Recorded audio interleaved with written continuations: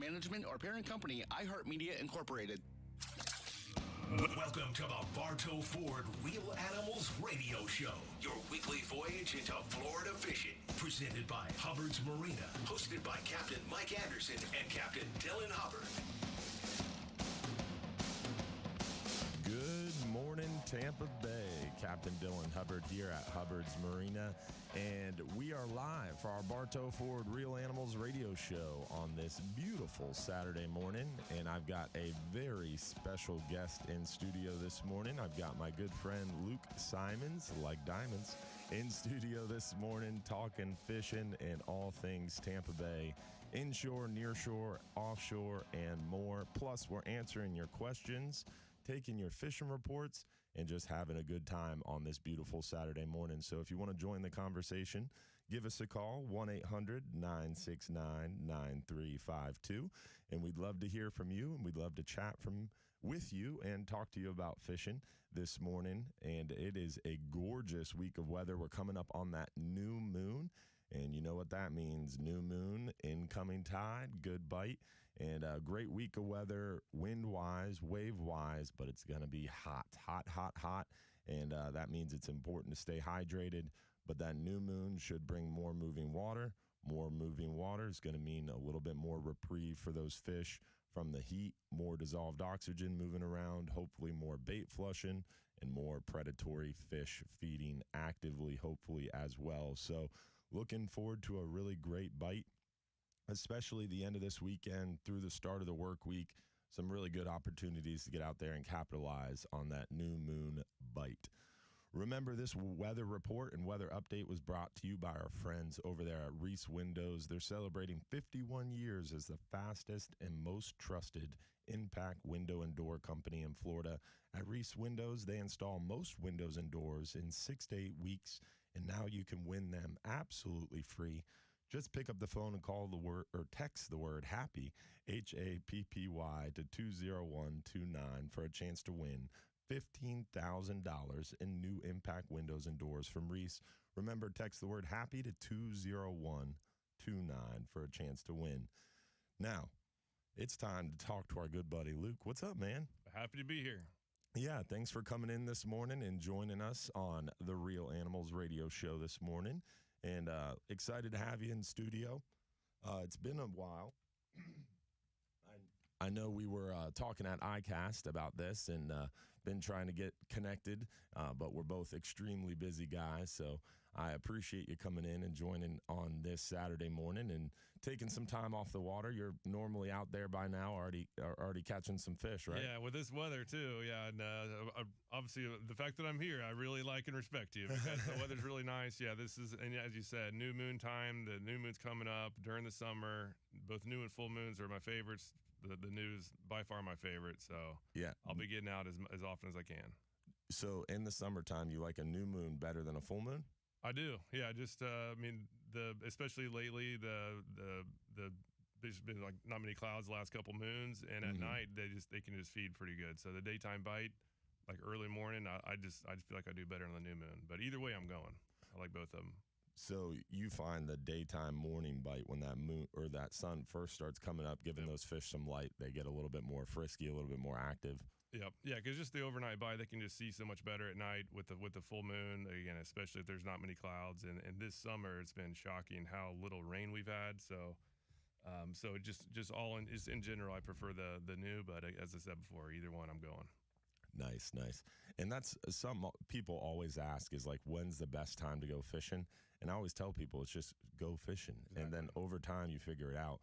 And one cool thing, I've mentioned this to you before, that I like about you a lot is you're so analytical about the way you approach things, and I feel like you're the type of guy that keeps some sort of like crazy fish log. I used to. I went overboard. I literally would print out, like in high school and in college, I would print out the tide chart like on a piece of paper and have the big curve, and I would put in like notations on what species I caught so I could see like what part of the tide cycle. And I would put like secret things on where I was, so I knew where I was, but nobody else could get it right if it got a hold of my stash. And that's awesome, dude. I did it for a long time, and then I would go back to like my January folder for like January trips, and it was just so detailed. It was over analysis. So I finally realized, okay, I'm overdoing it. This is not really that helpful because weather changes. Every year is different. Yeah. And year over year analysis can help, but nothing's better than real time, right? Yeah. Like what happened yesterday is way better than what happened the same month or the same tide cycle, like looking back 10 years. It's okay, what's happening now? And that by far has been the most impactful. So in high school, before Salt Strong was Salt Strong, before you had the app to record everything on, you were doing this on paper and putting them in folders? I think I still have those folders too. I literally had a folder for each month, and I would put those papers in there. And Dude, you should definitely do another Salt Strong blog post about that. I would be interested to read that. Yeah, I'll see if I can dig it up. That's awesome. I had the coding too. Like, every species had a letter, and it was out of control. That's awesome. So the history of the analytical approach is there too. Yeah. So nowadays, fast forward, you've figured these trends out over time and practiced and kind of find what works for you. So today's world, what do you do to keep a log, or is it just more of a mental thing like, hey, this is the trend that I've seen the last couple of days? Well, now we have, as part of Salt Strong, it's called the community, and it's basically like a Facebook group on steroids where I just log everything in that, and that keeps track of where I was, when I was there. It even logs the tides and the over analysis that I was doing. Yeah. Instead of me having to like write notations, it just pulls that information automatically. So now I just use that. Yeah. I just use digital.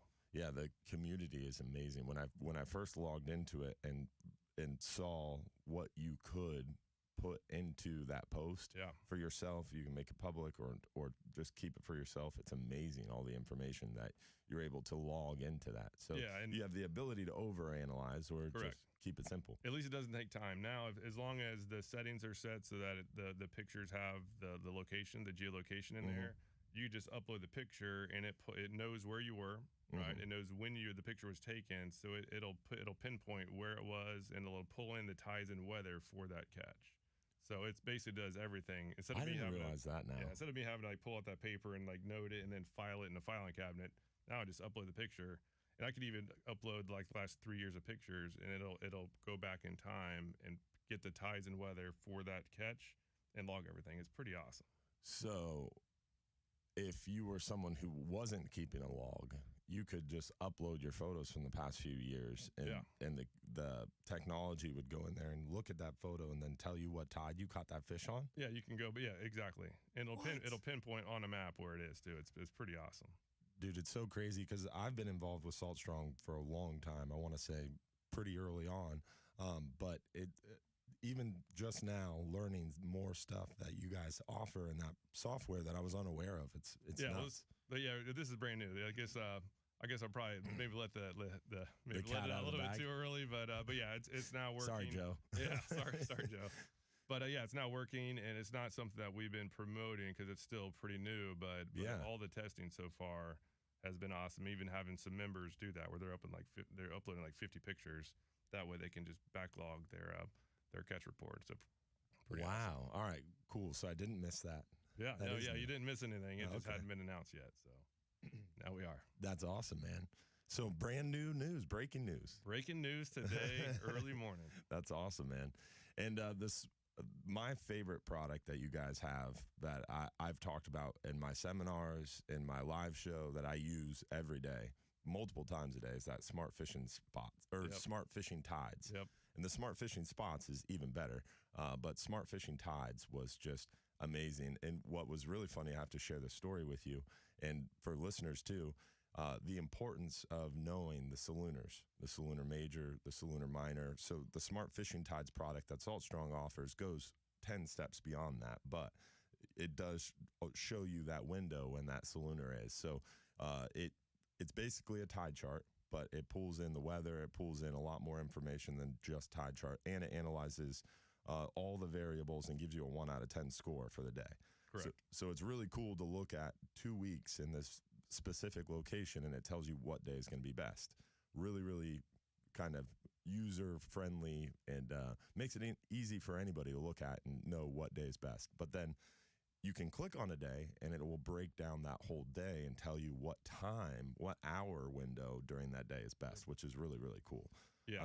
I've always found that product super awesome. But long story short, the other day we were filming with Fox 13. We had Charlie Belcher down, and one of the big things that they wanted to do is Charlie wanted to fish from the dock on one of the last segments, because Dave Osterberg always talks about fishing, and Russell wants to come out, but they're too busy to come to Hubbard's Marina and actually fish with us. So Charlie wanted to fish. And I was like, all right, we're gonna try to catch a fish live on TV. This is gonna be challenging. We had like a 2-minute window in order to catch a fish. And I was like, oh, please pair up with a good time. But of course, it was just outside of the Salooner window. So on the Salt Strong or Smart Fishing Tides app portion of the Smart Fishing Spots app, it said that the best time was like 8:30 or right around that window, but we weren't filming till like 9:10. So long story short, we get there and the snook are everywhere. They're all up on the surface. They're looking really, really frisky. I'm like, oh, this could be good. I open the shrimp tank, take one shrimp, toss it on the water, and it hit the water, and snook just exploded on it like piranhas. I was like, dude, we're going to catch a fish live on TV. Crush it. This is going to be awesome. And this was like 8:30, 8:45, right after that Smart Fishing Tides said it was best. Yep. And I was like, oh, it's perfect. It was right on. This is awesome. 10 minutes goes by. Snooks start to sink. I'm like, oh, no. I grab some more shrimp, toss them out there. They're still kind of feeding on them, but not as actively. Another 15 minutes goes by, and now we're like 5 minutes before we go live. Snook disappeared. Missed the window. Totally disappeared. Don't even see him anymore. Take a whole net full of shrimp, toss it out there. The mangrove snapper aren't even coming up anymore. Like, it's over. I'm like, oh, you've got to be kidding me. And, of course, we go live, and nothing's going on. He ends up catching a fish on live TV, but it was like a 3-inch long mangrove snapper. Hey, it was something. It was something, but it was really, really comical and so eye-opening, and so many more stories like that I've witnessed firsthand how important that window is. Oh, yeah, especially snook. Snook and tarpon, I think, are the two most finicky, where they will go from not touching anything, and then it's just a light switch, and they'll hit everything. It's crazy. It's awesome. So Salooner, major, and minor, and you can find that in other areas. It makes it somewhat easy to find that information, but Smart Fishing Tides just makes it so easy to look at and just very visually know when the best time is. Yeah, and it goes beyond that too. This is for anybody looking for redfish, snook, and flounder. It looks at the actual weather and the wind, and, and if the wind is at certain speeds or in certain time of the year, or even go in certain directions and changes, it factors that in as well. Same with pressure. So it does the tides plus the weather and then puts it all together. It's amazing. That's really, really cool software, and there's much more. So we're going to talk more about that, and hopefully we're going to hear from you as well. Remember, you can call us 1-800-969-9352 to join the conversation. We'd love to hear from you. We'd love to hear your questions, fishing reports, anything. Give us a call.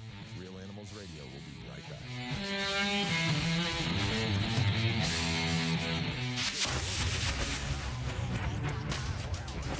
I use that Smart Tides every time. Dude, the Smart Fishing Tides is so cool. You want me to get you some water or something? You all right? Thank you. I'm good. I have water in here. It's in a metal bottle, so I didn't want to grab it while I was alive. Yeah, I was struggling in the beginning of that. Yeah, I now have because it's web-based, as you know, so you can put the icons on the home screen. It's like all my normal areas I fish is just right there on the home screen, tap. Yeah. Yeah. The Smart Spots is crazy what's on there. Crazy. We got some cool things. Yeah, I want to get to that too. The ability to look at a flat and pull up the oyster bars, and the sea surface temperatures for guys like me. But even the reef stuff. Have you seen the high res bottom? Like you have some of the. I talked to them about that, so you guys incorporated that. Yeah. Like the strike lines, charts type stuff. Not that, but we have.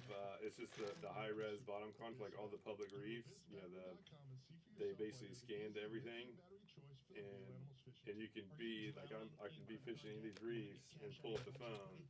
So maybe you can pull it up. But I can see exactly, like as I'm drifting on, I can see, okay, there's a barge there, there's a tank there. Like I know exactly where everything is relative to me. Wow. It's been a game changer. That's cool. That's what you've been using near shore for the cobia and stuff? That's crazy. Like I was out yesterday, caught another cobia, and I missed. I had some giant. It was probably a big snook on, and the stinging hook pulled right when I started getting it up. Dang. The one that got away.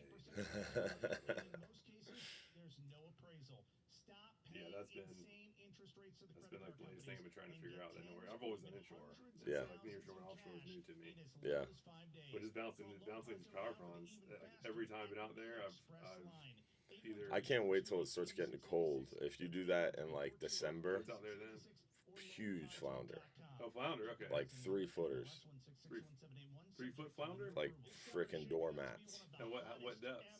Exactly where you're fishing. Oh, But wow. you fish the sandy areas adjacent to that. That'd be sick. Yeah, bouncing that power prawn. I've Because been catching some. Like I caught 2 last time I was out. One was 16. One was a dink, and one was 16 incher. once it gets cold, they spawn like November, December, January. Huh. They're out in that sandy bottom adjacent to those areas you're fishing. Yeah. It's crazy. That'd be Yeah, sick. so like when we fish on the half-day trip and it's really windy behind a cold front, we swing off the spot and we get out into the sand. Or when we're drifting and the weather's nice and we're drifting between areas of hard rock bottom, we get big flounder. Huh. But especially when you're fishing on those high reliefs Yeah. next to them, they get stacked up. Hey, his troll motor's been out of commission, so all I can do is drift. Yeah. And it's like, I might as well just go to the reefs. And There you so go. that's all I've been doing like last bit. Oh, nice. Yeah, it makes it hard to fish inshore without a I know. It's troll like, motor. you don't realize how much you rely on troll motor until you don't have it. Yeah. And it's like, so frustrating. When I first started fishing inshore, when I was young, my Carolina skiff didn't have a trolling motor. I didn't have a trolling motor for like a year. Yeah, so like I was constantly like power into the flat and then cutting the motor off. But it made me really pay attention to the wind and current and learn that a lot more. So it was kind of a good thing over everything, you know. Yeah, having a skiff, that was my first boat, and that's big in just boating, like where you figure out how to not get wet. Yeah. That's like the one Yeah. big wet boat. So I definitely got good at getting through wakes with boats without getting wet from the skiff. Yeah, you had a Carolina skiff too. Yeah, J16. Yeah, I was blessed. My neighbor had a Carolina skiff, and I bought it from him. But his was a 17, so it was right above that J16. So the beam was like 2 foot wider. Yeah. It was crazy. And the size are bigger too. That's a tank. Yeah, That's a big boat. it was a big difference between the J16 to that one. Yeah. So it was nice. It was perfect for what I was using it for. Yeah, buddy of mine, who I was taking fishing, he got that skiff. And he ended up getting that 17 footer. I was blown away on like how much bigger that thing actually is. Yeah, it's crazy. So we'll be right after this commercial. This is the Bartow Ford Real Animals Radio Show, presented by Hubbard's Marina. Now your captains, Mike Anderson and Dylan Hubbard. Good morning, Tampa Bay. Captain Dylan Hubbard here for Hubbard's Marina. We got Luke Simonds, like diamonds, in studio for Salt Strong, and we are talking all things fishing, inshore, nearshore, offshore, a little bit about all the secret weapons Salt Strong can arm you with and more. And looking forward to a great morning. Hopefully we're going to hear from you as well. You can call us and join the conversation, 1-800-969-9352 if you What's going on is I think you've got the same affliction as I have. It's called losing your voice, ICAST voice. Yeah, it's definitely a little brutal. Yeah. On the way here this morning, I was like, I really don't want to talk for 2 hours. I'm kind of talked out. And you were there too. I know you were talking a lot too, Luke. Oh yeah. Yeah. Definitely trying to recover. Yeah, it's been a long week, but it was fun. Everywhere I saw Luke, somebody was talking to him, and I'm sure they were talking about Salt Strong and what a great application the whole Salt Strong program is for Tampa Bay and a lot of other parts of the area. But no, I just wanted to give you guys a call. As you know, none of us really been fishing the last few days, but the fishing in the Keys has been fantastic. Going out early. I've been doing what's called a split trip before we went to ICAST. Get out early for about 3.5, 4 hours.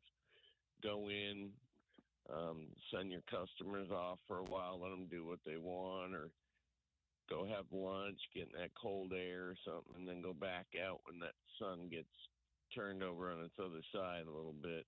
Nice. It's just so hot. But the mahi fishing's been fantastic. So always got them and the snapper, and the snappers are there for you. So plenty of fish to catch in the Florida Keys.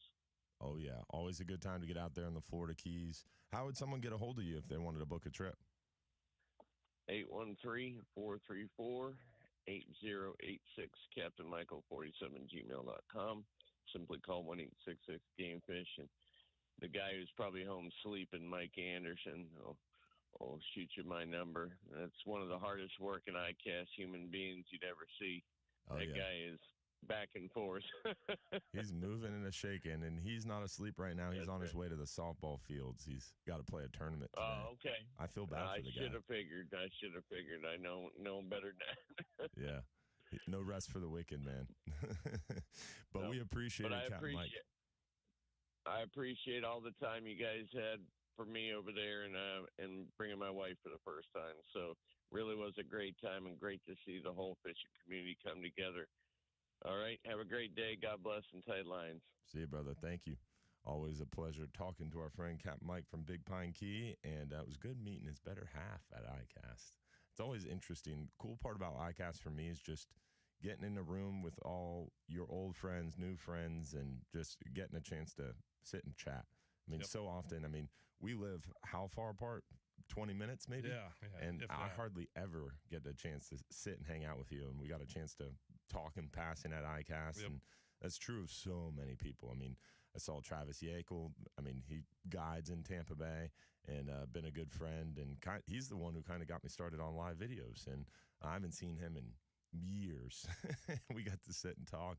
Captain Jason Prito. There's countless people that it's always a good opportunity to kind of catch up, Yeah, at first it was to see, because brand new, we came in the industry from being outsiders, and the first time it was just blown away the products, because everything's there. Like, if it's anything somewhat related to fishing, it's there, and it's pretty cool. And now I'm not really walking the aisles to look at the products. It's really just catching up with friends who've been over the years. So it's awesome. Such a cool event. Yeah, Captain Travis Thompson, my good friend, and he's been on the show quite a few times. He made a post very similar to that. It's like at first you start just looking at all the products, and then it evolves, and now all of a sudden you're just paying attention to the people, and it's all about just catching up, networking, and having a good time. Yep. Yeah, awesome, man. Well, we're going to talk more on the other side about Salt Strong, get a little bit more from Luke, and hopefully we're going to hear from you as well. Give us a call, 1-800-969-9352. Real Animals Radio. We'll be right back.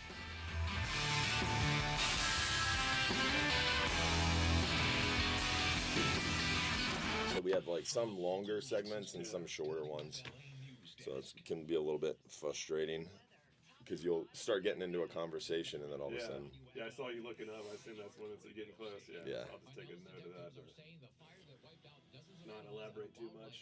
Yeah, and you definitely can always elaborate, and I'll kind of give you a hint if you're starting to go on a rant and we have to end.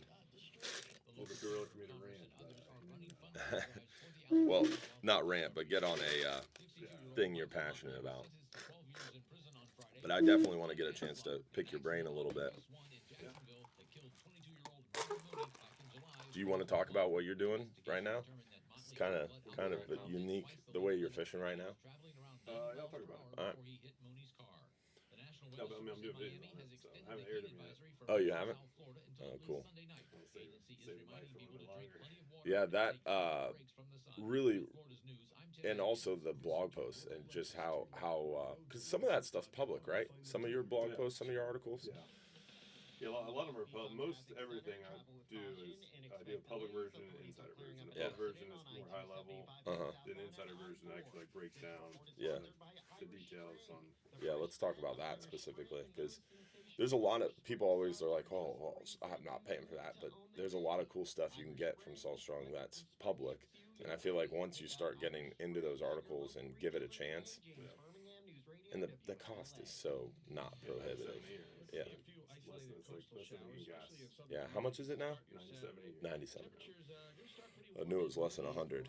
And that includes 20% off of rods, reels, or not reels anymore, but rods, lures, like accessories, and then all the dealers get free line. Like we spool it up for them. Oh, nice. So it's like, I mean, most people save money. Yeah. Overall. For sure. Especially if you're buying a lot of tackle. Yeah. Because like as soon as you hit, I guess 400, it pays for itself ish. Yeah. And like the average is like over 1,000 for most saltwater anglers. He was actually fishing. If you have to like get a 1 to 2 combos, yeah, it's like game over. It's like already true. done. Especially if you're buying high end stuff, 1 combo's $1,000. Dude, the Daiwa exists.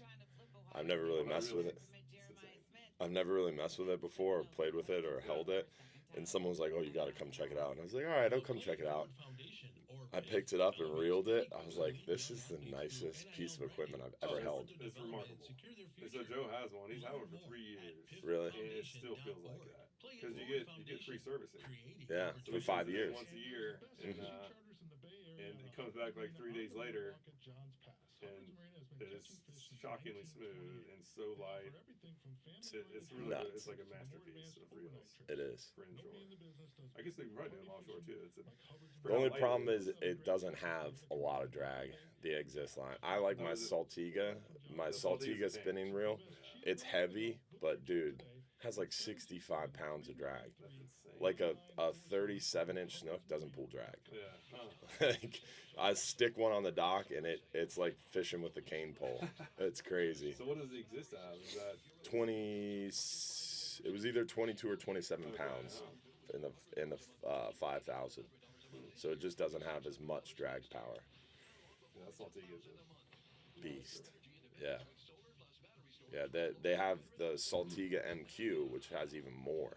I think the high-end Saltiga MQ, like the big one, has like 85 pounds of drag.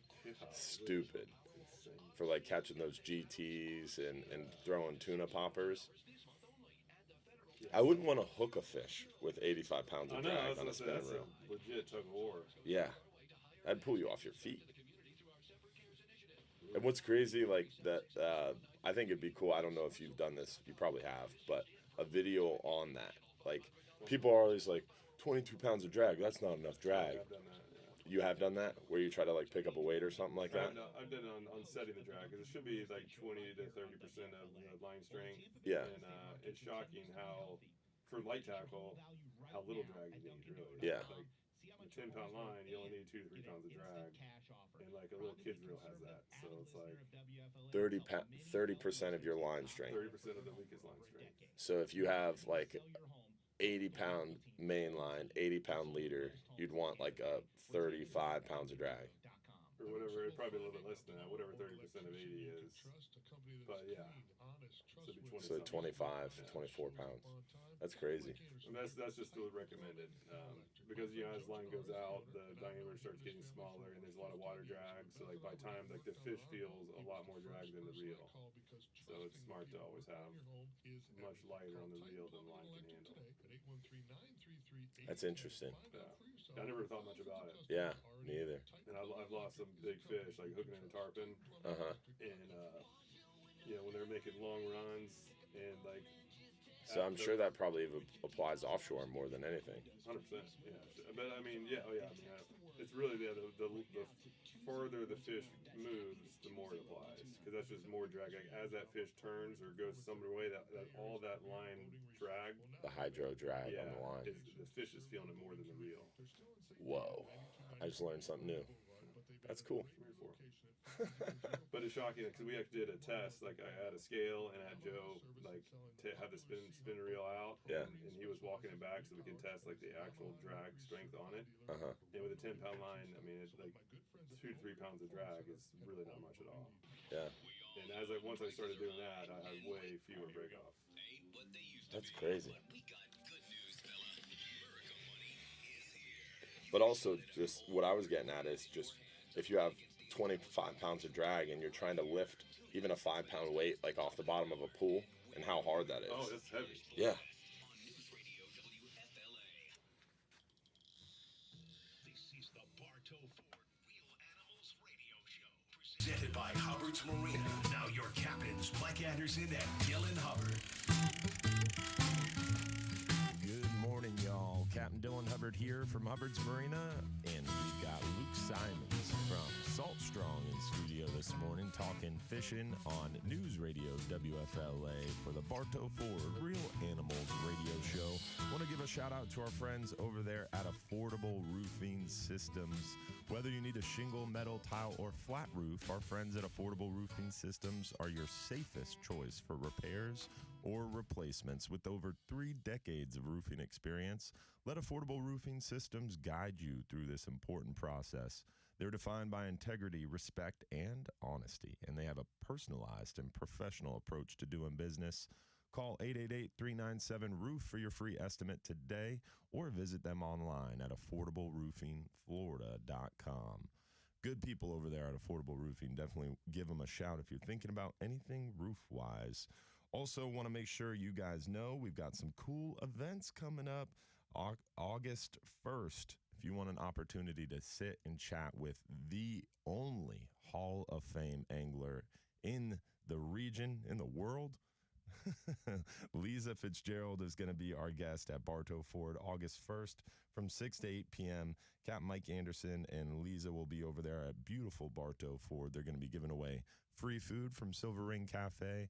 Got the devil crab, the Cubans, all that good stuff. There's going to be lots of real animal swag to give away. You can win Engel Cooler stuff. You got some of those great Bull Bay rods to win, and much, much more. So definitely check it out. Bartow Ford, 6 to 8 p.m., August 1st. Then August 5th from 4 to 7 p.m. at Barfly over there in Safety Harbor. Really, really cool bar. I've heard a lot about it myself. I want to make it up there myself. Have you been there? It's good. Good place. Oh, you've been there? Mm-hmm. All the way up in Safety Harbor? Multiple times, yep. Oh, okay. Very cool. Yeah, I've heard great things from a lot of different people. That event is August 5th from 4 to 7, and they are premiering their Real Animals Catch. That's right. The new beer is made its way to Safety Harbor. So check it out, 4 to 7 p.m., August 5th. Captain Mike will be there. Myself and hopefully my wife are going to try to make it as well.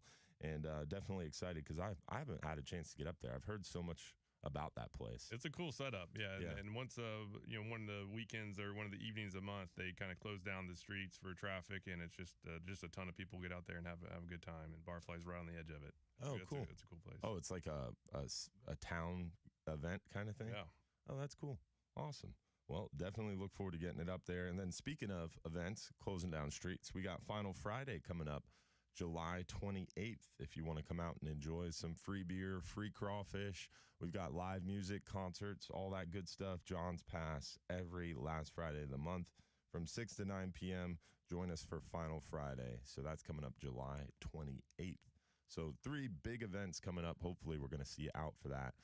And on break, if you're watching on the live, you heard me have a revelation. Luke's over here teaching me new stuff about drag settings. Very interesting stuff about making sure you're thinking through how you're setting up for fishing. And people ask me that a lot, like, oh, what size line should I put on my reel? And I always revert back to one of the videos that you guys did. That was another thing that I learned from Salt Strong was the importance of pairing your rod with your reel.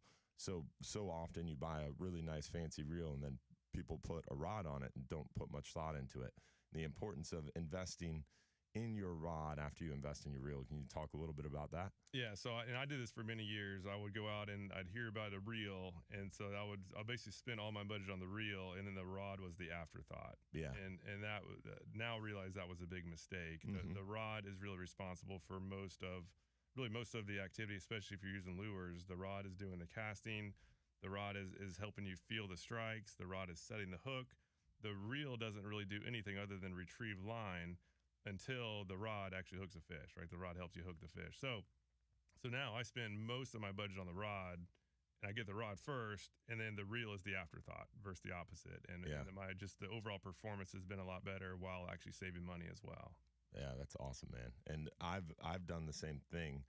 Really put a big focus on our rods, and it's been cool working with the guys at Bull Bay Rods to really custom build an offshore setup that fits what we do and how we do it. And man, it makes a huge difference. Fishing, I personally, it frustrates me when I don't have my own tackle. Like, I'd almost rather, all right, I'm not going to even fish. Not that far, but almost there. Yeah. It's crazy how important it is and how tied in you become to your own tackle. Yeah, especially if you have a nice rod and then you go fishing, traveling where you can't take it, and you go fish with somebody else, and they're kind of doing the opposite, where there's a fancy reel and then just a totally flimsy rod that you can't really feel anything with.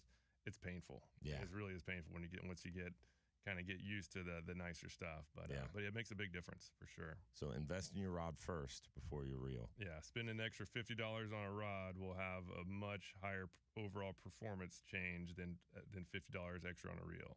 Because again, the rod does most of the work. The rod hooks the fish. The rod works the lure. The reel just retrieves it. And really, to me, the reel, it's all about having a smooth drag.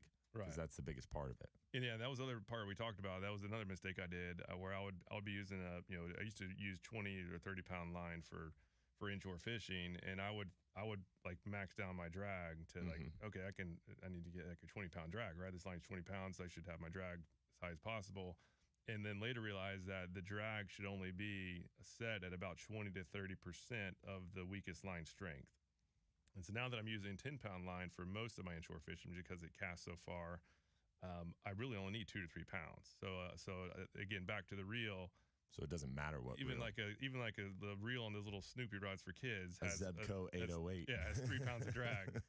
And so there's really no need. Although reel having 20 plus pounds of drag is cool for like a 2,000 or 3,000 size reel is great, but it's not needed. Yeah. So again, another reason to not have to go out and get a reel that has a ton of drag, because if you're using 10, even 20 pound line, you don't need a max of 6 pounds of drag, and all reels have that. Crazy. Until you're fishing a bridge or exactly. Yeah, that's a whole different ballgame. That's when you need to have at least 30 pound line and really crank down that stuff. Yeah, because most of what you're talking about is like fishing the flats, fishing areas like that, and prospecting, making long Tampa Bay casts. Right. Getting out of the way. Even dock fishing though, I've seen less breakoffs. Even dock fishing, I'll have lighter line, like usually 10, 15 pound line, and usually catching the average size, like the normal size snook, 20 inches or whatever, and every once in a while hooking to 30, 35. And even with that light setting, I'm landing way more with the light drag than the heavy drag, because a lot of this braid can handle getting around dock pilings, and that snook will even burn through the dock. As long as there's not too much pressure on the line's not going to break. So now when I feel it's like instinct. As soon as you feel that, you can feel the line hitting the piling. It's like instinct. Oh my gosh, like panic, like got to pull it away as hard as possible. No, like lighten up the line. That line isn't going to break unless you put force on it. And so I've started landing way more fish. It takes a while. Like you have to kind of let them kind of slowly come back, and then put heat on them once they get back on your side. But again, just that drag setting is a big deal that a lot of people overlook. I did it for many years and lost a ton of fish. It's interesting. A lot of what you're talking about is applicable to the slow pitch game. It's a lot more finesse. Yep. It's all about finesse instead of horsing them, and you're able to land big fish. I haven't done that slow pitch yet. Now I know I'll love it. I'll be super addicted as soon as I do, because I do lures most everything now, and it's just so much more gratifying. Yeah, fooling them into eating something. We've got Ron from Ron's Tackle Box, our freshwater guru, on the line. Speaking of lures, this man's all about the lures. What's up, Ron? How are you this morning? Doing great this morning. I want to throw in a little tip about drag. All right, let's hear it. 90% of the reels that people bring me in that they bought somewhere else, they sold them braid line, and they forgot to tell them to put a little backing on there. You got to put something on there to grab that line, or the whole spool will turn on your line. You think the drag isn't working. So that's something that I witness all the time. People sell these guys line, and they don't tell them about doing something to secure that on the spool. Yeah, that makes a huge difference. You're pulling, it's not working. The drag doesn't work, so they're cranking down on that drag, and it's still spinning on the spool, and they don't see that. So one little thing somebody might think about. Yeah, nice tip. When they're putting the line on. How's the fishing over there? Fishing, terrible. Really? Well, it's been so hot, we're getting no rain over here at all. this whole week. So the only thing we've been seeing is a lot of bluegill fishing. Quite a few guys fly rod fishing for bluegill. I got really you. good. Mm-hmm. A few bass being caught, of course, on the booyah. Lipless crankbait has been pretty decent yet, but nothing big size this week. So I would advise people not to come out here this weekend. Come next weekend. Wait for some rain. Because we're going to get rain this week. And Yeah, that's going to get the water moving. Yeah, that high pressure is going to relent. We have a little bit more higher rain chances kind of going into this start of the work week. And I saw you pick up your phone to look up that lure. It's Royalty Purple is the Royalty. Okay, got to be Royalty. It's called Purple. Royalty. That's the color. It's a purple bait. That's one I haven't tried yet. Crankbait made by Booyah. Yeah. Ron's a big proponent. If you put one on your line, you will use it a lot. I've tried most lures. That's one I have not tried, so that's added to the list. Okay, add that to your list, and it'll be one of your favorites. That's one lure for the last 6-7 years. I feel like we just made a connection. I could feel. I guarantee it. If people don't like it, bring it back. I've never had one brought back. That's awesome. That's cool. That's the only lure I can guarantee. There it is. So, what was the big bass this week? Anything notable? It was 3 pounds. That was it. Wow. And that's saying something. It was a sad week, so hot, no rain. The lakes are like glass. I mean, nothing going on, no wind. So even the new moon won't have too much of effect. You're waiting for the rain because of those closed systems. Well, right now because the water's so hot. Yeah. Okay. But the bluegill still thrive in that. Sunfish, bluegill, you can do well with them. On the crickets? Crickets are good, or a fly rod popper. I'm learning. Real good. Awesome, man. Well, we appreciate it. How would someone find Ron's Tackle Box over there in beautiful Lake Alfred? Well, I'm at 380 South Lakeshore Way, which is 1792 in Lake Alfred. Phone number 863-956-4990. You're the man. We appreciate you, Ron. Thank you for being our freshwater guru. You got it. See you, my man. Always a pleasure talking to our friend Ron at Ron's Tackle Box. And normally he calls and he's talking about the 9, 10, 12, 15-pound bass that they've been catching. I mean, just insane. And he always says the best lure, the only lure, is that Booyah lipless crankbait and Royalty. But it's like a purplish color. It's pretty cool. He brought me one, or Bobby Woodard brought me one from his shop, and it is a pretty lure. Have you tried it saltwater? I have casted it, but didn't really have a good opportunity. It wasn't the best time to throw it for the snook, but I'm going to get a good opportunity here soon. Yeah, it's funny. Almost every freshwater lure I've used works great saltwater. Oh, yeah. Like even frog lures. Yeah, they cross over nice. Yeah, it is remarkable. Whereas before I used to think it was totally, I'd have like a freshwater tackle box and my saltwater one over here, and now it's just one. Yeah, they all merge together. That and more on the other side, guys. Real Animals Radio will be right back. We hope to hear from you. 1-800-969-9352. Give us a call.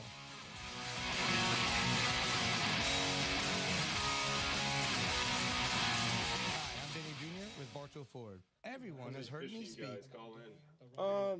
It depends. Right now, it's kind of slow. We've only had 2 calls. The second hour always has more calls as people start to wake up a little bit more. But those 2 guys were like more people you have all the time, right? Yeah, we have some regular callers, and then you have a sprinkle of new callers. We try to get more new callers, but people don't call in too often that are fresh, you know. Yeah, it's early. A lot of people are sleeping right now. You'd be surprised. I don't know. I think fishermen wake up earlier, right? Oh yeah. For me, normally I wake up at like 4 or 4:30. So yeah, I'm at 5. Yeah. 5-ish. Yeah, no matter what. I think all of us are. Oh, man. I'm sore from walking around so much. Yeah. I guess it's like at the end of it, just drained. Yeah. I left Thursday night, came back. Yeah. So I at least had one day to recover. Yeah. Friday, we left at noon. So, But Friday I walked around more than any other day, and I was only there for half the day. But I was like skipping between booths trying to say bye to people. So I ended up walking more. Yeah, like that's usually what happens Friday. Like, yeah, I'm just gonna go for like an hour or two, and then end up staying until like 2 or 3. And then once that happens, you get that traffic on back. And, The traffic was horrendous. Even we left at noon, and the traffic was bad. Yeah, I left at like 9, and even at night it was still kind of bad, but it wasn't. It was like a 2.5 hour drive. Orlando traffic. Been 3 or at least 3. Yeah. Orlando traffic has been so bad. It's nuts. And it's right where that that light pole with the Mickey Mouse head on it, like right there. Yeah. Like that like 5-mile stretch. Is no matter what time. Unless it's like 5 in the morning. When I go over there, I get up early and blast through there before anybody wakes up. Renee Rumbot said, "Thanks to Luke, I changed all my inshore line to 10-pound test, and the cast in the feel is amazing." That's cool. It's a big difference. Good morning. Luke and Joe should do an open clinic and seminar with Dylan in a local venue. Luke, really appreciate your equipment comparison and field tests. Yeah, I do too. I enjoy the comparison and field tests myself. Me too. I do it for me. Yeah. I'm doing this because I'm curious to learn myself. Yeah, it has been shocking. Like some of the fluoro stuff. I've only seen this fluoro test, but that's been the most eye-opening by far. Yeah, I've purposely avoided that one because you compare the fluoro versus mono, right? Oh my gosh. Yeah. The mono crushes it. I've just always been a fluoro guy for mono or for leader, and people ask me that a lot straight up, like, "Oh, have you seen Luke's comparison?" I'm like, "Well, it's just how I grew up fishing." Yeah. But I don't know. Isn't fluoro has to be more abrasion resistant? No, that's the thing. It's not even close. That's crazy. All right. Like it loses every time. Like with sandpaper, it's not even close. Really? A 15-pound mono beats 20-pound fluoro every time. Because that's the same similar diameter. Yeah. A 20 to 20, it's way not close. Wow.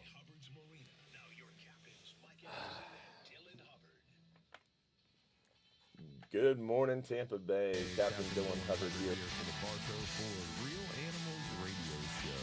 We are in studio talking fishing on News Radio 970 WFLA with my good friend Luke Simonds, like diamonds from Salt Strong, and having a good time this morning going over all the great things Salt Strong has to offer and all the great educational pieces. The cool part that folks don't know, that if you haven't checked out Salt Strong before, that you're missing out on, is just there is a lot of free stuff that you can consume, learn, know about through Salt Strong as well. I mean, you have a lot of stuff that's open to the public, right? Yeah, we have a YouTube channel, active YouTube. I mean, literally like at least one video a day going live on it. We do a lot of lure experiments, line experiments, obviously going out fishing as well. Yeah, just one unique thing is that we don't accept any sponsorships. So we're total grassroots. We want all of our loyalty to be to our members. We're an online fishing club, and so we don't have any when we're doing, say lure tests or line tests, we don't have any skin of the game where we're because we want to learn ourselves. Okay, like what's the best line, what's the best reel, what's the best rod, and so we do tests totally unbiased, and we actually show how the test is run. Anybody can comment if something wasn't done as good as it could have, and just to help us all, just make sure that we're making smart tackle decisions. That's awesome. Yeah, it's really cool how everything gets so field tested, and there's a lot of stuff that you can just learn. Any question that you have essentially has been flushed out. It's very interesting, like your mono and fluorocarbon comparison, like we were talking about on break. That was pretty revolutionary, and I've been purposely avoiding it myself because I feel like I have my head in the sand a little bit. Hey man, that was the most eye-opening of all, because I built a whole test assembly for testing line abrasion, and in snook snook's my favorite fish, and they're really good about rubbing through line, as you know, and so I've set up this assembly to have sandpaper and line going across the sandpaper, and you can go the crossways like a violin type like a snook, like shaking his mouth side to side. Or you can twist this thing, and so the line is twisting over it. But either way, with sandpaper-like surface, regular mono outperforms fluoro, hands down. It's not even close. And regular mono, like regular your mono. average cheap mono, not some high-end, high-quality mono. So yeah, I use Andy. That's just what it's just because it's so easy and it's inexpensive and it works. Andy gray, Just white. Andy clear. Okay. Yeah, the regular Andy. And I for like 2 years I was switching back and forth because I was a fluoro guy. Like all of our earliest courses, I was like saying, hey, like fluoro, you really need fluoro. It's a big deal because that's what I heard, right? That's what everybody's saying. And so when I was doing those tests initially, it was to prove how much better fluoro was. Like I wasn't like against fluoro. And then once I saw, like I was, if somebody would have said like, would you bet everything on like fluoro beating mono on abrasion, I would say fluoro hands down. Yeah. And I've yet to have a single. I've done a bunch of line tests, testing out a bunch of different brands. Not a single one, if it's like a 20-pound versus 20-pound, not a single fluoro has come close to beating a similar, the same strength mono. It's crazy. That is It goes against mind-boggling. all the marketing, obviously. Yeah. But if you look close, it's stronger than X% stronger or whatever, but it didn't really say exactly what. But, So I don't know what fluorocarbon has less memory. Correct. Oh yeah, A absolutely. little stiffer. Yeah. So you have that going for you. So it's going to keep your leader a little straighter. Correct. Yeah, absolutely. Okay, I'm trying to rationalize my own own misgivings. And so I've done another test too on like where you put a lot of pressure on it and then let it off, and then put pressure on, let it off. And yeah, the fluoro definitely the lines behaved. They're both nylon lines, but they definitely behave differently. So the mono seems to come back better after being stretched hard as well. Mono does. Yeah.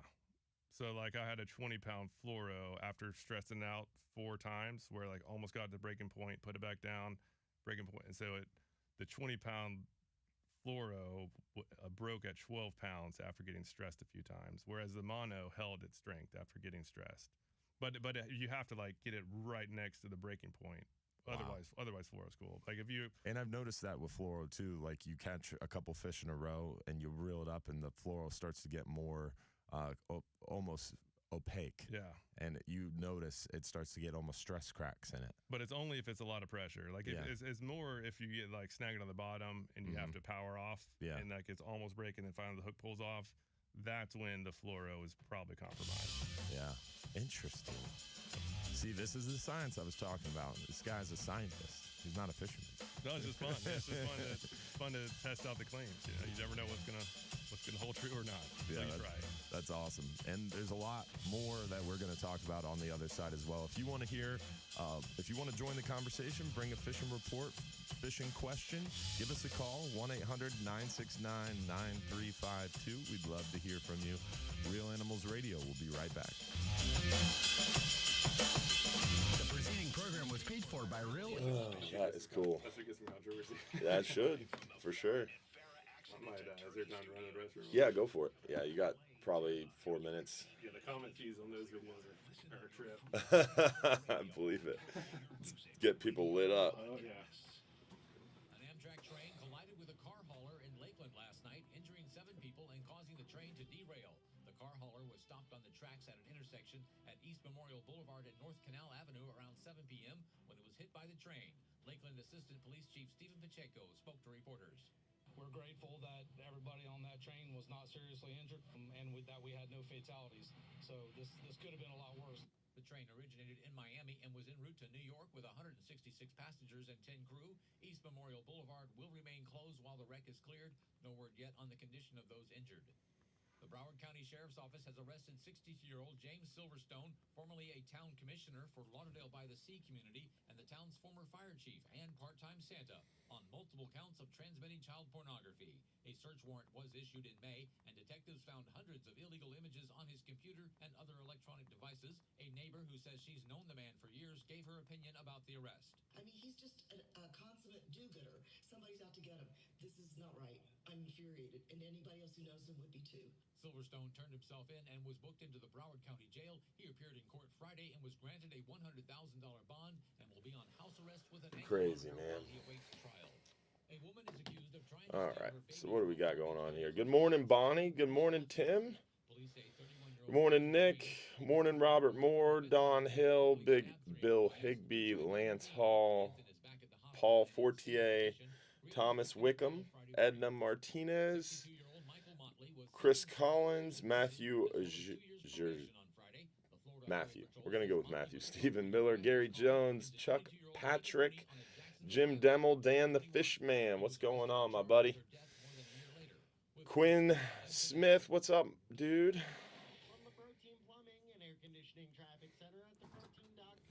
Appreciate y'all tuning in and hanging out. Brian Pugh, what's going on?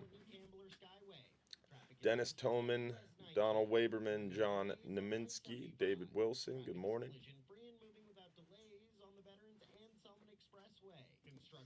Have you ever fished for peacock bass? I have. You have? Yeah, that's cool fish. They asked for some tips on peacock bass. I got nothing. Yeah, I don't. Gold spoon is shockingly good for them. Gold spoon? Yeah. So redfish type style. Yeah. Temperatures going to start pretty warm and muggy, of course. Temperatures will be in the low. I've only got a handful, but for your Saturday morning, quickly rising into The gold spoon was the hot bait. Huh? Yeah. That's cool. Who would have thought? I heard they're like very aggressive, like mackerel style, like gold spoons. Like fast. Yeah, fast and flashy. Or little like a jerk shot. I've got a lot of that. Where just like kind of a twitch, like get something move quick and darting, and they just can't help but strike it. A jerk shad, so like a soft plastic style with the fork tail, right? Exactly. Yeah.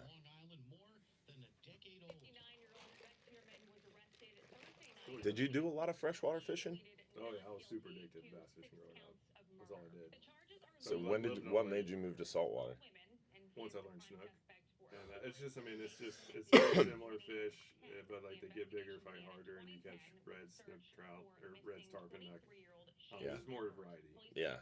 And so then once I started learning inshore saltwater, then I was bass fishing, like practice casting and stuff. But, I gotcha. Yeah, it's like weekends or whatever, I was going to the coast. But Winter Haven, that area, that's where you guys grew up? Yeah. I gotcha. Yeah, Lake I lived on was like, I was super fortunate. Where it was 3 lakes connected together, no public boat ramps, so it was all private and good Nice. fishing. That's cool.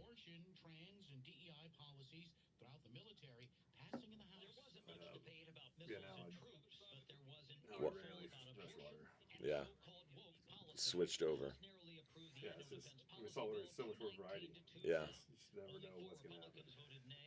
Yeah, I mean, your company being named Salt Strong, you guys are still involved with some freshwater stuff. You have some freshwater pros, don't you? No, or kind of. We teamed up with some guy in Winter Haven. Mm-hmm. But a lot of our members freshwater fish. Like in the community, it's redfish, trout, by far the most dominant, and then snook, flounder, and then bass is number 5. Actually, bass might be ahead of Florida as far as how many pictures have been posted.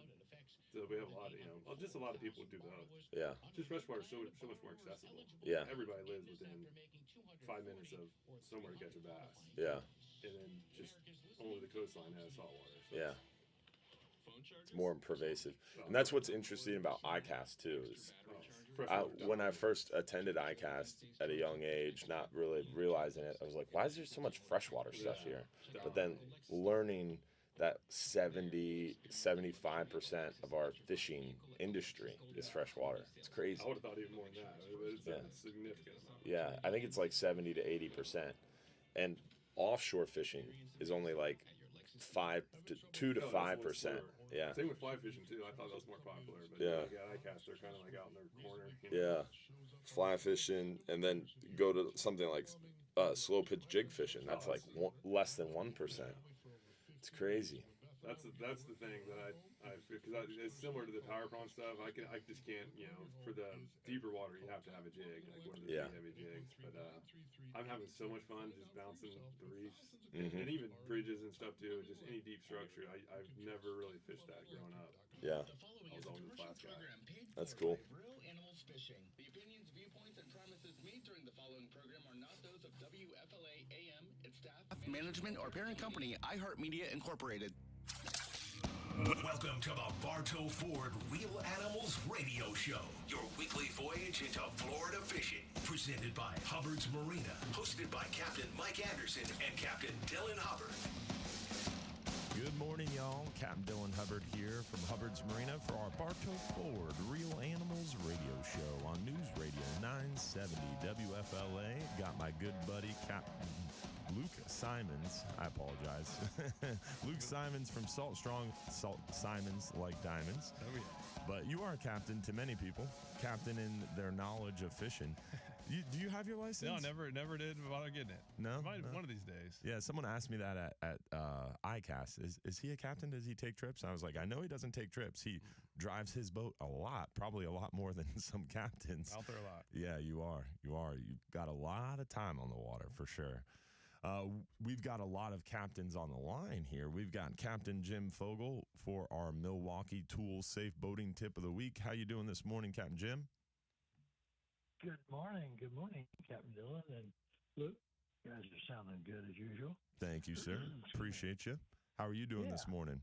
Yeah, I'm well. I'll be better when I wake up more, but that's okay. What do you got for us? That is.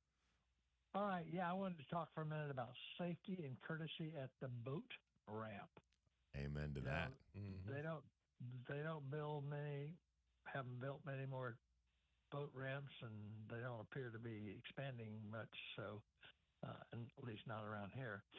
So you just got to be careful, and you got to be quick, Yeah. Before you go to the boat ramp, guys, charge those batteries up the night before. Make sure that boat is going to start. Good you haven't point. started it in a couple of months, plug the water hose in back there and start it the day before. When you get to the ramp area, get ready in the parking lot. Do not get ready on the ramp. Yes, Put sir. that drain plug in, get those straps off, unhook the lights if you've got incandescent, and get ready to be out. Put the key in the ignition, turn the battery on. Do not take off both the safety chain and the winch strap. Leave one or the other on when you get ready to back that boat and trailer down. If you're new to trailering, practice before you get to a ramp. Do not practice on Saturday or Sunday. I'll repeat that. Do not practice on Saturday or Sunday. Somebody might have a rocket launcher or something. So you don't want that happen. Don't let any kids sit in the boat while you're backing it down. Check for the end of the ramp. If you're not accustomed to the ramp, walk out on the dock and make sure that there's water and it's not just a drop off out there at the end. If you get out of your vehicle while you're on the ramp, use chocks or something, even an old 2x4, 4x4 chunk of it'll act as a chock. It'll keep the boat from sliding. Always wear shoes on the ramp. Always wear shoes. Boat ramps are slick and nasty, and there are shells along the side that will cut you up. So, get the boat in the water. Have one person secure the boat down at the end of the ramp, not the beginning of the ramp, until you park the truck and get in there. When you guys get back, kind of do everything in reverse. But don't block up the ramp while you're going to get the boat. Park at the end or around the corner while you're running out there to get your vehicle to pull the boat out of the water. Get it out of the water. Do it nice and slow. Sometimes, like I said, it'll be slippery and you may start sliding sideways. Just take a breath and start over going really, really slow. Then when you get out of the ramp into the parking lot again, then you secure everything, check those lights, make sure you got the winch strap and the safety chain on. Make sure your chain is crisscrossed underneath the ball of the chain between the trailer and the vehicle, and get on your way safely. Amen to that. Don't forget to tilt your motor up. All right, guys. Yeah. There have been some sickening sounds on ramps before. Yes, sir. Yeah. Well, we appreciate it. Great tips, Captain Jim. Awesome job, my man, as always. Guys, you guys keep up your work, too. Keep up the conversations. And for the Coast Guard Auxiliary and St. Pete, it's Jim Fogle. Be safe out there. Appreciate you, my friend. Always a pleasure hearing from our good friend, Captain Jim Fogle, for our Milwaukee Tool Safe Boating Tip of the Week. That was brought to you by our good friends over at Milwaukee Tool. Go to milwaukeetool.com to see all their great products and find out why they're the easy choice for the Real Animals fishing team. I went to Home Depot yesterday and got a cordless sander, Milwaukee Tools. That thing ate the wood. It was crazy. I had a nice little project when I got home from ICAST. My wife had bought a new bed for our son. He's turning 4 in August, so he's getting a little older. He got his big boy bed. It was kind of sad, but cool all at the same time. But long story short, it came, and there was like 5 slats to the bed instead of like 14 like there should have been. So then put the mattress there, and it was like wobbling. I was like, I'm going to go get some plywood, and had to shore it up a little bit. So it was fun, though. Nice work. Nice little surprise. Yeah. So you mentioned earlier snook being your favorite fish. We've got the man, the myth, the legend on the phone here who literally wrote the book on snook. Captain Scott Moore, how are you doing this morning, buddy? Good morning. Good morning. Great conversation here. You kind of sparked one with me when we're talking about the fishing lines, yes, braid versus a monofilament. And, you know, amazingly, some of the older captains had to evolve and actually go through the change into the braid. You know, years ago using monofilament. Most of the monofilament was a bigger diameter. Now today it's different.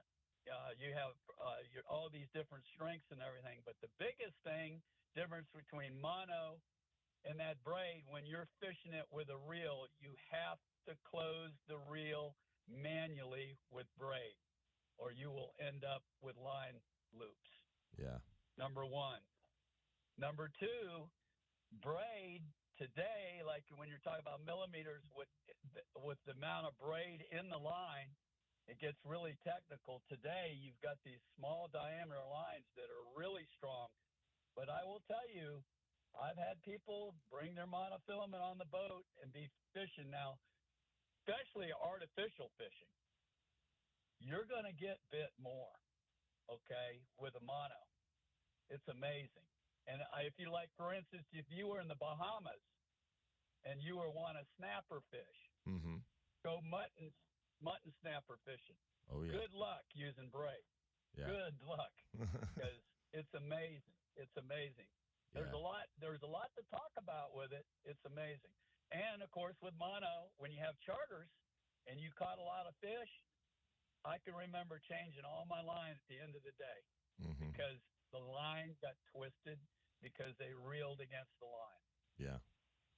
Yeah, it makes it a lot more difficult. I know that's a lot, but yeah, that's it. I know it's a lot, but it's amazing. Braid really changed the industry.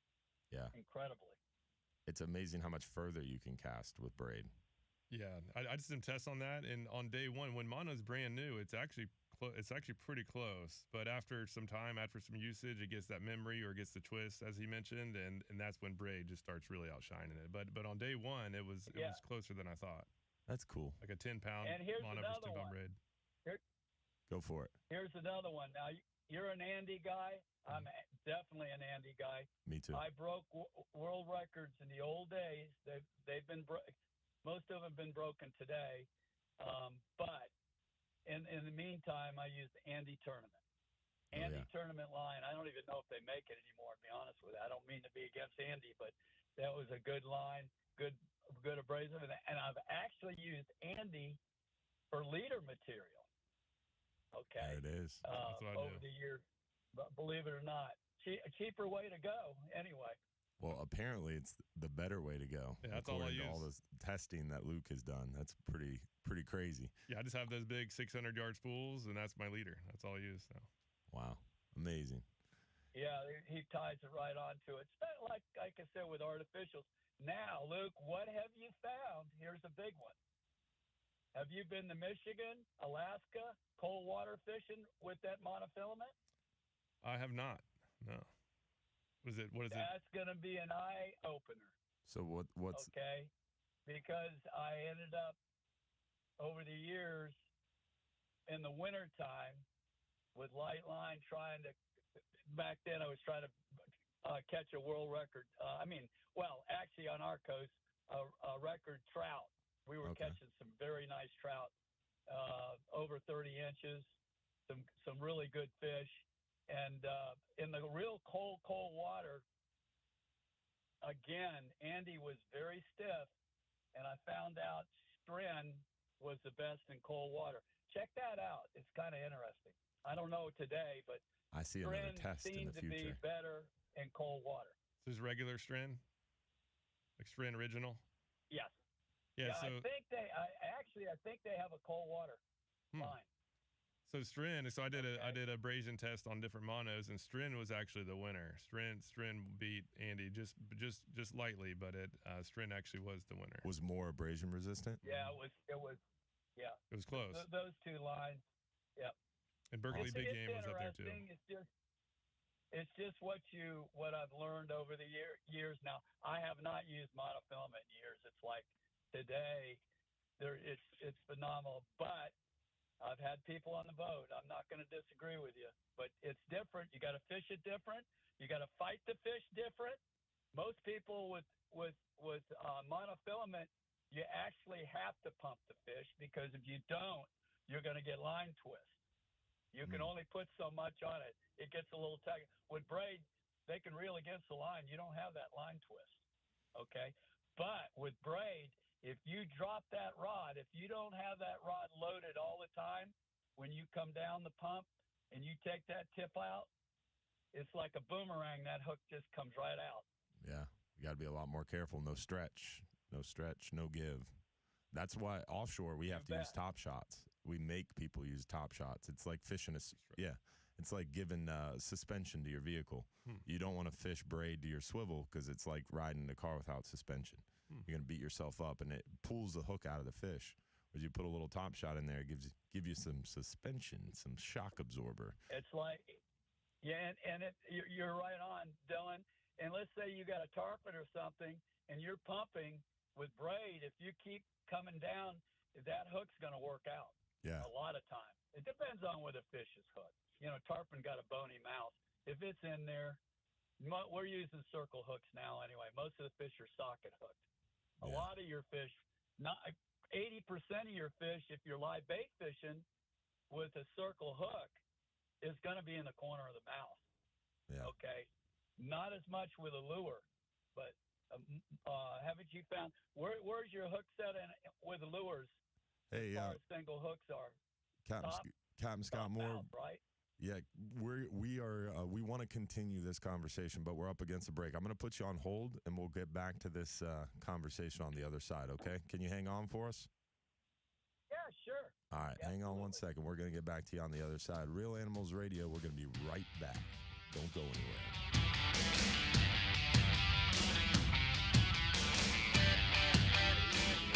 Super nice guy. Super knowledgeable. So that's interesting about the cold weather stuff. Yeah. I tried doing mono, like when I did that casting test, like I'm going to go take a fishing where I had a full spool of mono, and I couldn't handle it. You can't feel anything. Yeah. I don't like fishing mono for that reason. It's just so much harder to feel the bite. I was slow to make the change to braid. And as soon as I did, I was just like, whoa. I was quick to make the change to braid offshore, but then I switched back to mono because I lost so many fish. You'd start cranking, you'd have them, oh, I got them, and you could feel so much, all right, I caught them, and you'd get 20 cranks on the fish, and you'd lose them halfway up.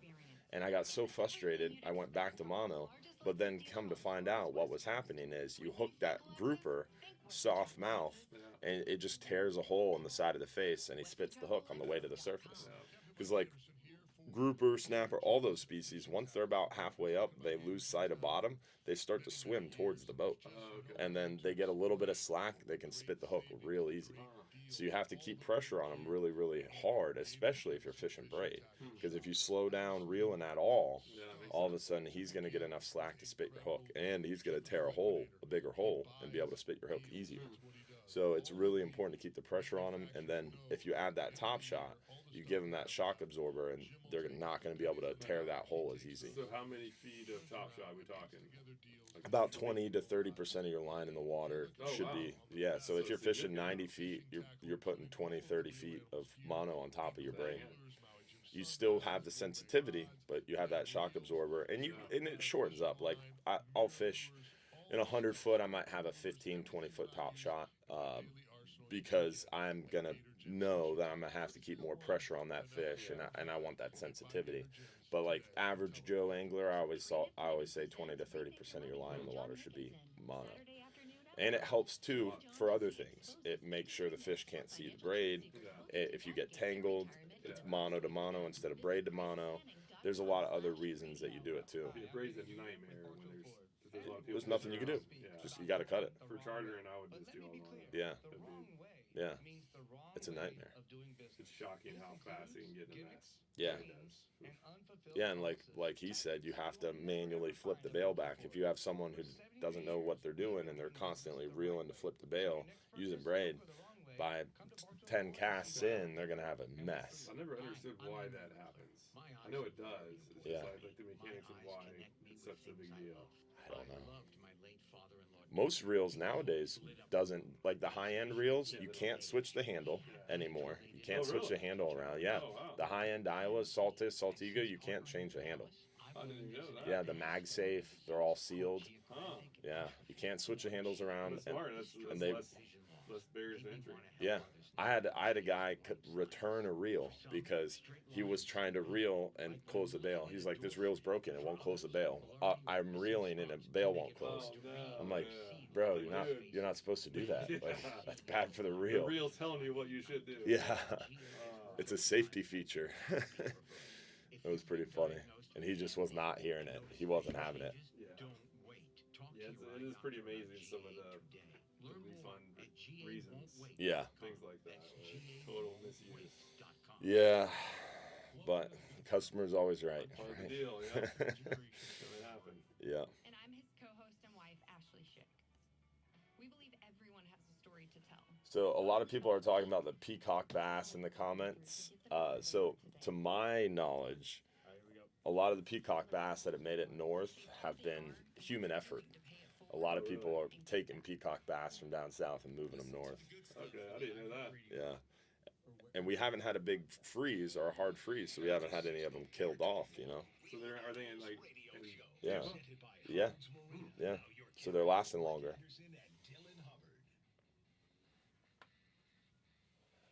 Good morning, y'all. Captain Dylan Hubbard here for the Bartow Ford Real Animals Radio Show. We've got Luke Simonds in studio this morning. Simonds like diamonds from Salt Strong.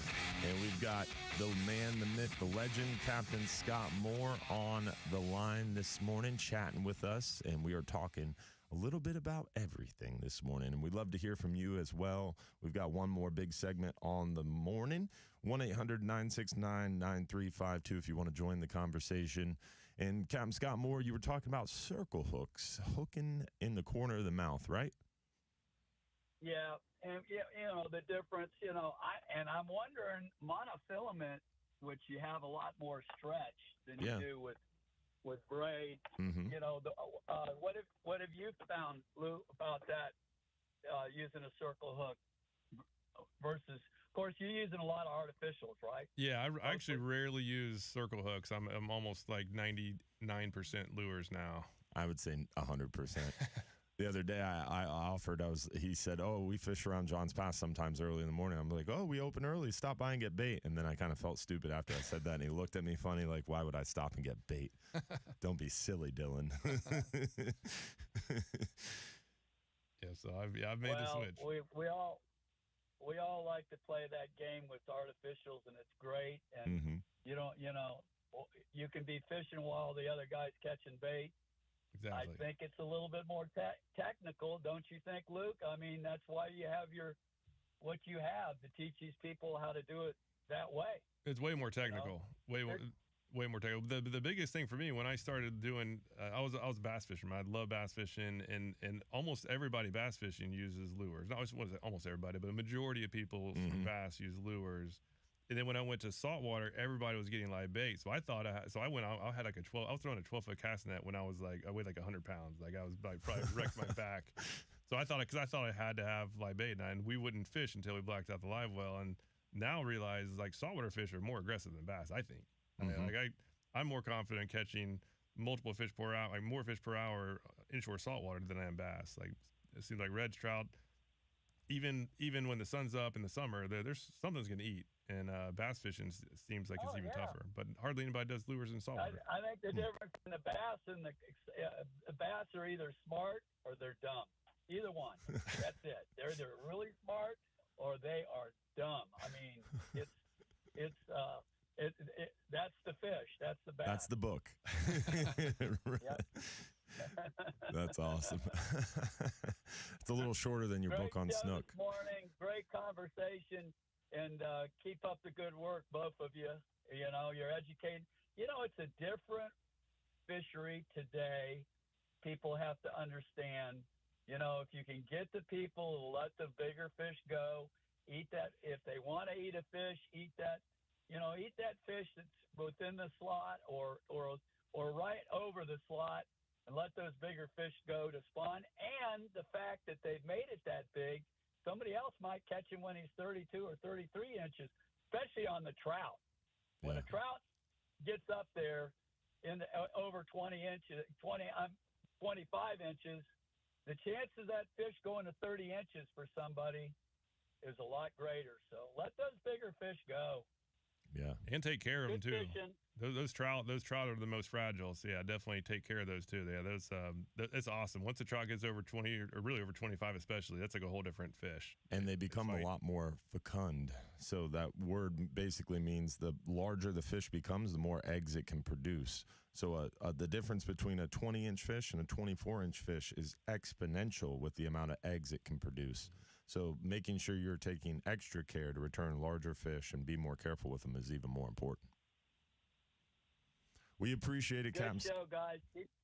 You bet. Yeah, thank you very much for being a part of it and calling in. We appreciate your input. Thank you. You bet. All right, buddy. The legend, Captain Scott Moore. He literally wrote a book on snook. Yeah, the book. Yeah, the book. I learned a ton from him. Yeah, super knowledgeable cat, and been doing it a lot. Caught more fish than most people will ever imagine. It's amazing.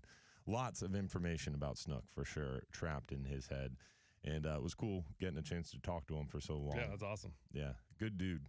We've got a lot more on the other side too, so don't go anywhere. We didn't get to our jack wagon of the week yet. We're going to come up on that as well.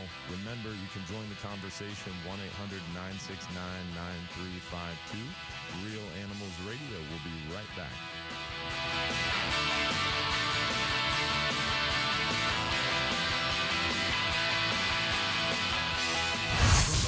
Where do you see those questions coming in at? Best ones? It was on the Facebook Live. Yeah, some of the Facebook Live questions. Which about the peacock bass? Yeah, I didn't see anything on that. It was probably the Hubbard's Marina stream, because we're streaming to Captain Dylan Hubbard, Hubbard's Marina, and Real Animals. Oh, okay. So we have 3 different streams. Man, not playing around. No, man. Spreading the love. So is it all from that computer? Mm-hmm. So like on Facebook, when you're doing a Facebook live stream, if you have pages set up to cross post, like we're streaming live to Real Animals Facebook page right now, but then you can choose to cross post it to other Facebook pages. That's cool. So we're streaming to the Real Animals YouTube and the Real Animals Facebook, and then we are cross posting to the other pages. Hardcore. So like our Sunday night show, we stream live to Hubbard's Marina's Trovo, Twitch, TikTok, Instagram, YouTube, and Facebook, and then we cross post it to 5 different Facebook pages. That's pretty impressive. Yeah. All over the place. Trying. Just more opportunities for more people to see it, right? Sense. Yeah. Get them where they are. That's cool. Yeah, it's fun. Morning, Pat Kelly. Morning, D. Nicole. Donald VC, what's up, man?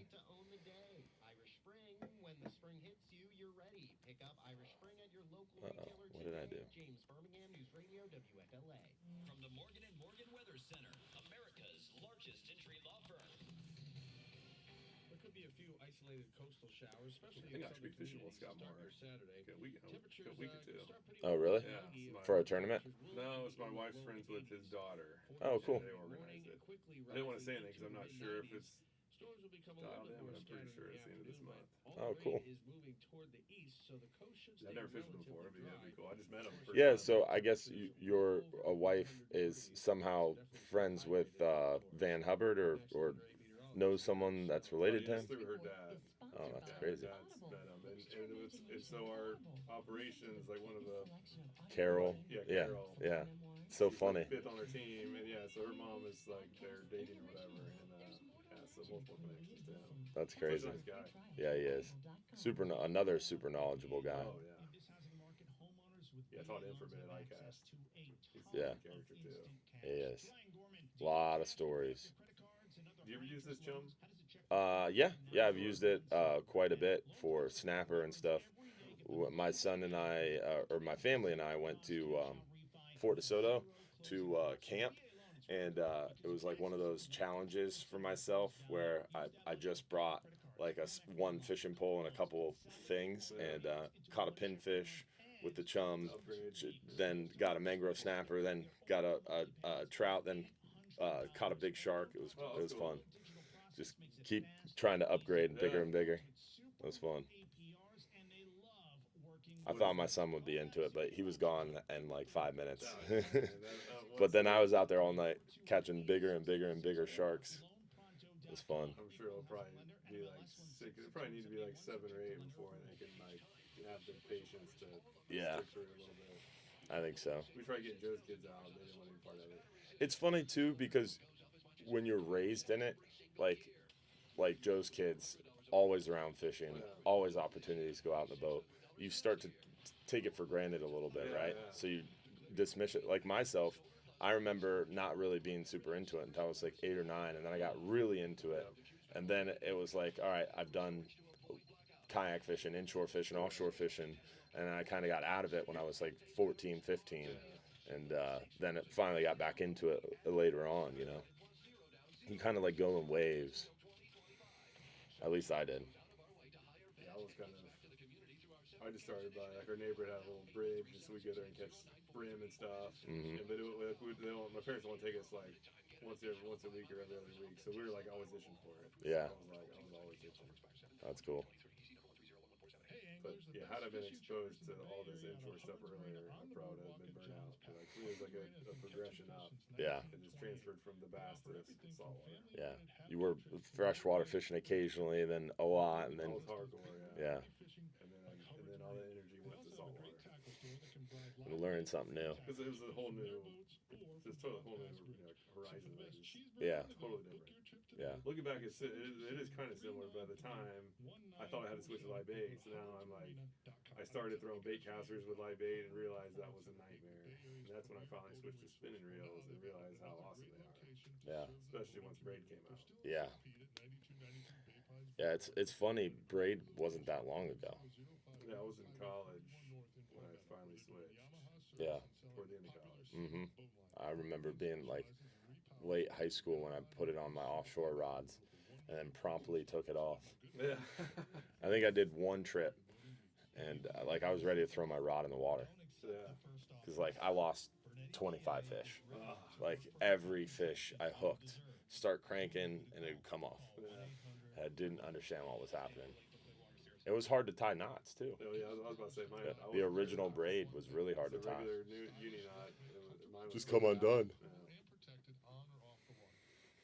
Crazy. So what knot do you tie when you do that long shock leader? What's on top of that?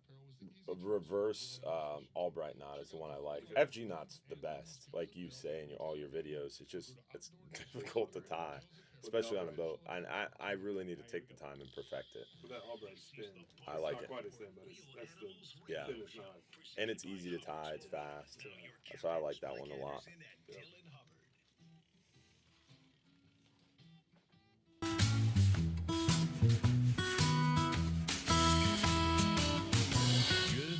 Tampa Bay, Captain Dylan Hubbard here from Hubbard's Marina. Got my good friend Luke Simonds in studio from Salt Strong on News Radio 960. 570 WFLA. Capt. Mike Anderson unfortunately couldn't make it this morning. He's out crushing softballs somewhere, probably hitting home runs, things like that. But we are talking fishing this morning, and on break, you brought up something that I wanted to talk about this morning that I neglected to. We've had so many other good topics, is knots, knot tying. That's another thing that I think you have invested in more than anybody I know, about testing different knots. And something I wanted to ask while Captain Scott Moore was on the line, because it would have been interesting to hear from him and you at the same time. But what is your favorite, your go-to knot if you're going to tie an artificial lure on that doesn't have the split ring? So for lures, I use loop knots, and so just the non-slip loop knot is what I use. The non-slip loop. There's so many different loop knots too. Yeah, and other there's some people call it cray loop. But I see it seems like the most common term for that knot is the non-slip loop. And that's another thing. Yeah, and it's another thing. It's hard to know exactly what knot you're referring to without showing each other what it is. I always like the Rapala loop knot. That's what I'm most familiar with. Okay, so the non-slip loop knot is like that, except you stop before the last step. Like the non-slip loop, when you go back through the circle, you stop there through the first circle. So that way the tagging is facing back towards the lure. So fishing areas like what we have around Tampa Bay, all the floating grass and just floating stuff in the water. If that tag in with the Rapala, that last shot forward, it can snag grass. But again, the odds are kind of small, but it definitely increases the odds of debris snagging on it. And it's barely stronger. I've tested them. So the Rapala is slightly stronger than the non-slip, but in most cases I'm using a 10-pound braid to a 20-pound or higher leader. And so the strength of the loop knot doesn't matter. It doesn't matter. Like because the braid is going to break. But even still, I still prefer the braid knot to be stronger than the loop knot. So if I get snagged on a rock or something, you have to break off, I get all my leader back. Yeah. So there you go. So I don't focus so much on the knot strength on the lure, because the line's so strong it doesn't really matter. It's more I pay way more focus on the braid to leader knot. The line to line knot, which is always an FG knot. FG knot is shockingly good. Yeah, it's shockingly, pun intended. Yeah. So I actually developed my own knot too. Yeah. So when I was doing tournaments, I had my own knot, and so I was doing this knot test when we first started Salt Strong. I was going to prove how strong my knot was, right? Yeah. Because ego, and so because it was beating the double uni, it was beating the Crazy Alberto, it was beating all of like the most popular knots, and so I was going to come out, hey, like, starting this new company, and by the way, we have the strongest knot out there. And then somebody sent a video in about the FG knot, and I saw it, and I was just like, this is a joke. Because the knot can't work. Yeah, the leader doesn't even turn over. Like the leader doesn't even turn. Like there's no way this is going to hold. So I tied it up just already smiling how bad my knot was going to beat it. Right? And so I've never tied the FG in my life. Yeah. And I tied it. There's a manual way to do it, and that's the first video I saw. And it crushed my knot the very first time I tied the FG. And so I was like, okay, like, so no, this isn't right. Like, I did something wrong. I must have messed up when I did my knot. And so I did it again. FG beat it again. Then FG beat it again. I had a little rudimentary test at that time, and so then I tied the FG against itself so I could actually see how strong it was. It blew it away. It was like over 20% stronger. Wow. While being thinner, while being half as thin. Wow. So once I saw that, I was okay. Like we're on. Like this is pretty shocking. And yeah. I'll never forget the red table. Yeah. The poker table FG knot video. So that was my first face to camera video I ever did. Yeah. And I was actually up in Georgia, and this was before Joe and I just started talking about, hey, like we should probably we're thinking about selling our old company and starting getting into the saltwater industry. And I told him about this knot, and so I was like kind of nervous about doing the demo, and I nailed it. Yeah, I totally nailed it, and we got done, and all of a sudden I saw his face, it's like, oh man, I'm so sorry, dude, I forgot to hit play. And so I was mad. I was so mad at him. I was like, Joe, dude, come on.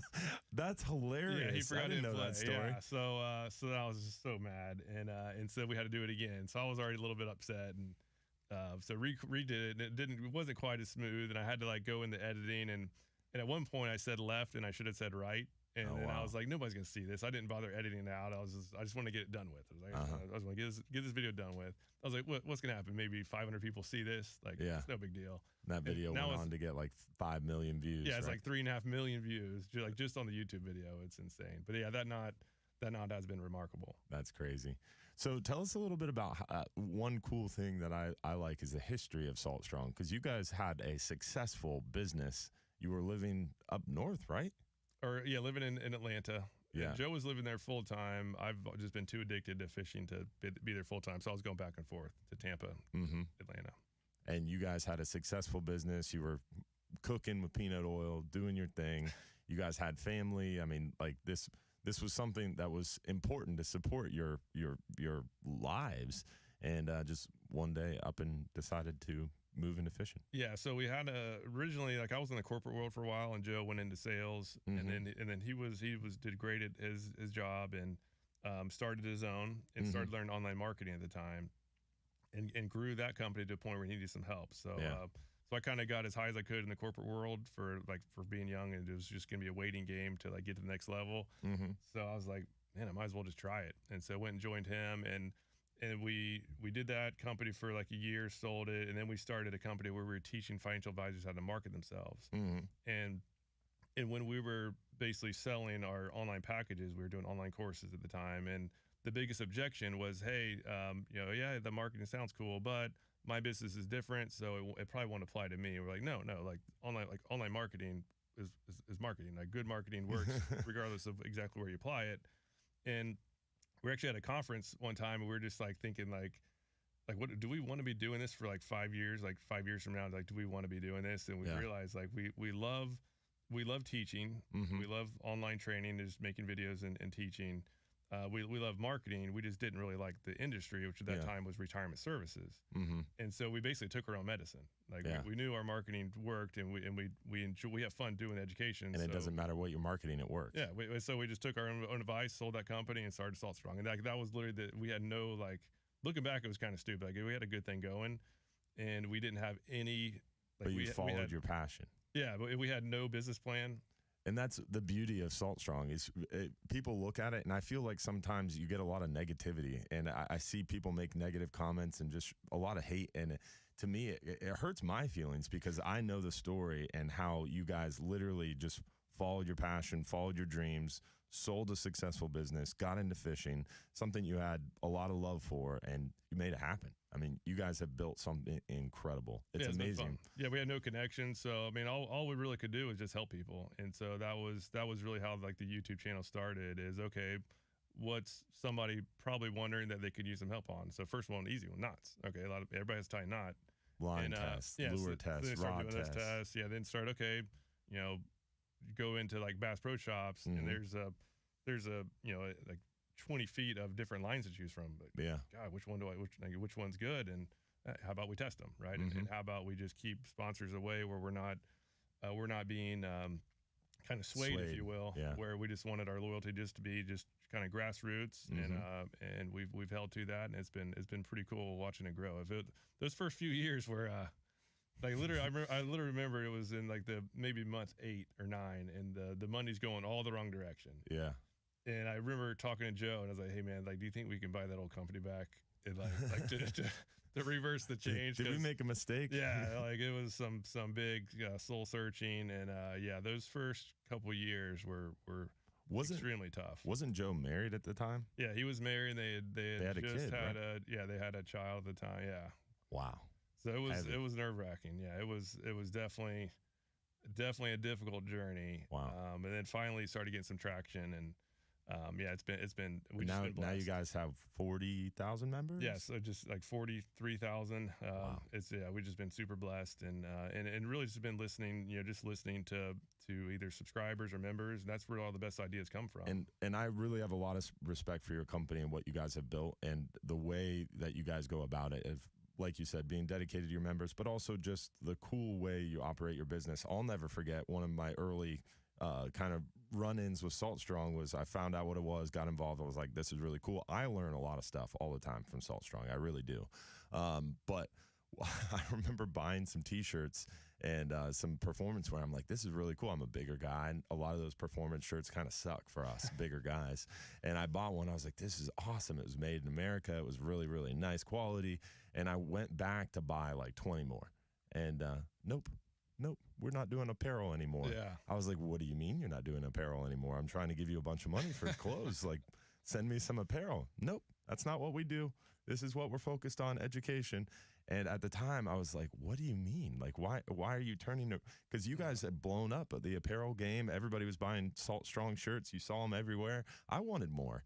And nope, that's not what we do. And that really resonated with me is you're so dedicated to your vision and to what you guys are going to do that you literally dismissed this very profitable thing you were doing in order to stay dedicated to education. And because the apparel side got bigger than we thought, and it became to the point where people thought of Salt Strong as an apparel company. Like, no, like we're focused on education. Like that's really where our passion is. We just want. We feel like the best way to protect our fisheries is to have as many people as possible enjoying the fisheries. Yeah. And if somebody goes out there and they're not catching any fish, they're probably not going to fish very much, and they're not going to enjoy it, and they're going to tell their friends that fishing's boring. Yeah. Right. So ours is totally education focused. That's the mission. And we got to the point where people are like, oh yeah, Salt Strong, great apparel company. And once we started hearing that, we're like, okay, like let's just stop selling apparel. Watch this. We're gonna burn this thing down. Yeah. What's the quickest way to solve that? Stop selling apparel. So we literally stopped selling apparel for overnight. A while. Yeah. Yeah. And now we do crazy. some, but it's again, it's just for people to want to wear it. But and we have good stuff, right? At great prices. Yeah. But still, like we're not doing ads on that or anything. It's just okay for members who want it. Hey, like we have some great apparel for crazy good prices. Yeah. But everything's really focused on education because that's what's going to protect our fisheries. Yeah, that's awesome, man. Very, very cool stuff. Good people behind it as well. Great team. And I remember filming with you guys. We did a lot of offshore stuff. So we have the grouper course, the mangrove snapper course, the American red snapper course. And we were offshore for 3 or 4 days filming 8 to 12 hours a day. And by the end of it, I'm like, what more could I tell you guys? Like, we've literally gone through everything. I don't understand how, like, by the end of it, I was confused. And then I was like, how are they going to turn this into something that's usable? Like, how is anybody going to watch this and learn anything? Because we've just been talking endlessly. And then to see what it came and how you formatted it and how easy it is to go through that grouper course and learn your bottom machine, how to anchor your boat, where to anchor your boat, how to get the bait to the fish. It was so easily digestible. I was like, wow, I did this. This is pretty cool.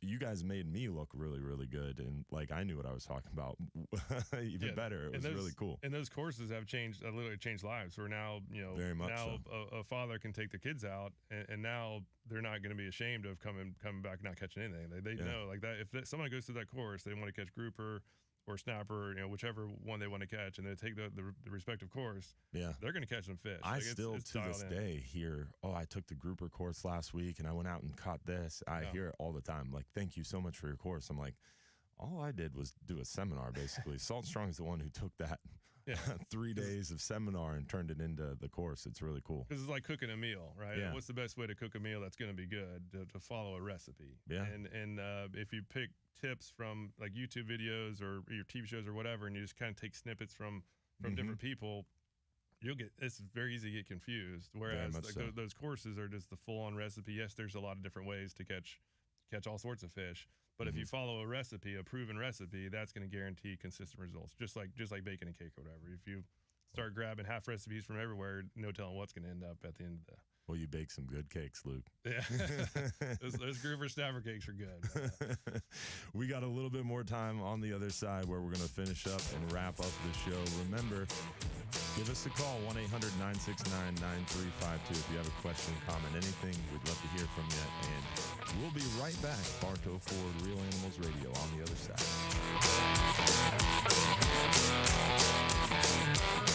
Having trouble finding? Yeah, it was a long time ago.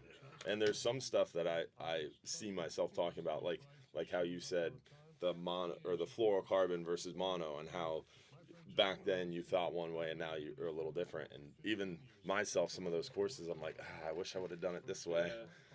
Always redoing stuff. Yeah, I think we should. We got to get out there and go fishing together anyway. Yeah. Take my power prawns out there. Woo. It'd probably work. I'm more confident on that than anything right now. Yeah. I mean, essentially, it's slow pitch jig fishing. That's what you're doing. You're bouncing the bottom with an artificial lure. So I've taken out to 80 feet off of up in the Panhandle, and it was catching flounder, red snapper, red grouper, handful of gags, no keeper gags. Yeah. But yeah, cobia just picks off a little bit. Cobia. Yeah, cobia are good eating too. Yeah. Not a lot of people are catching cobia except for Luke. Yeah, I've been on them lately. They're old. They're just barely too short. Yeah. The one yesterday was probably 33, but the one, I guess a week and a half ago was just over 35.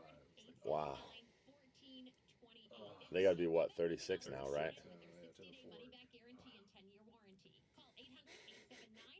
I remember one of the first cobia I ever caught.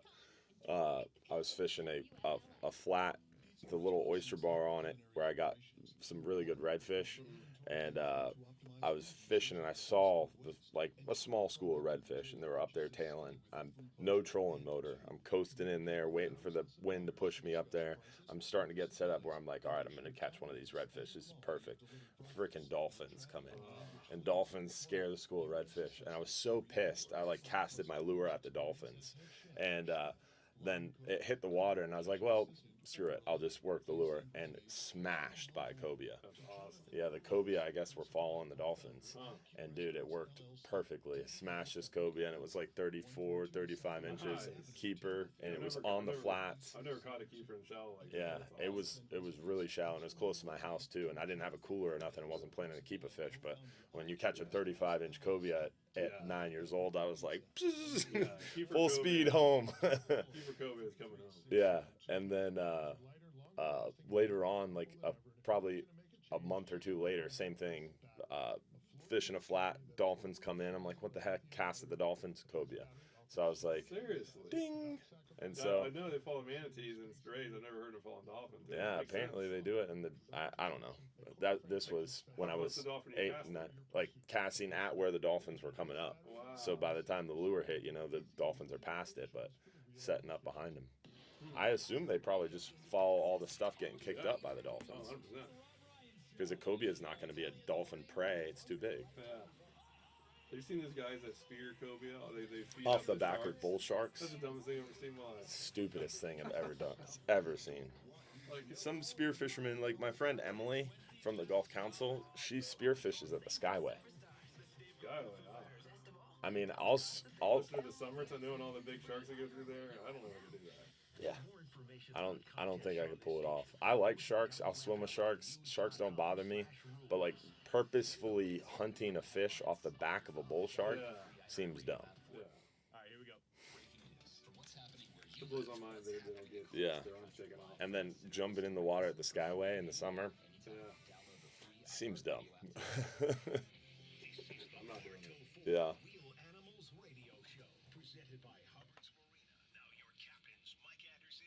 Dylan Hubbard.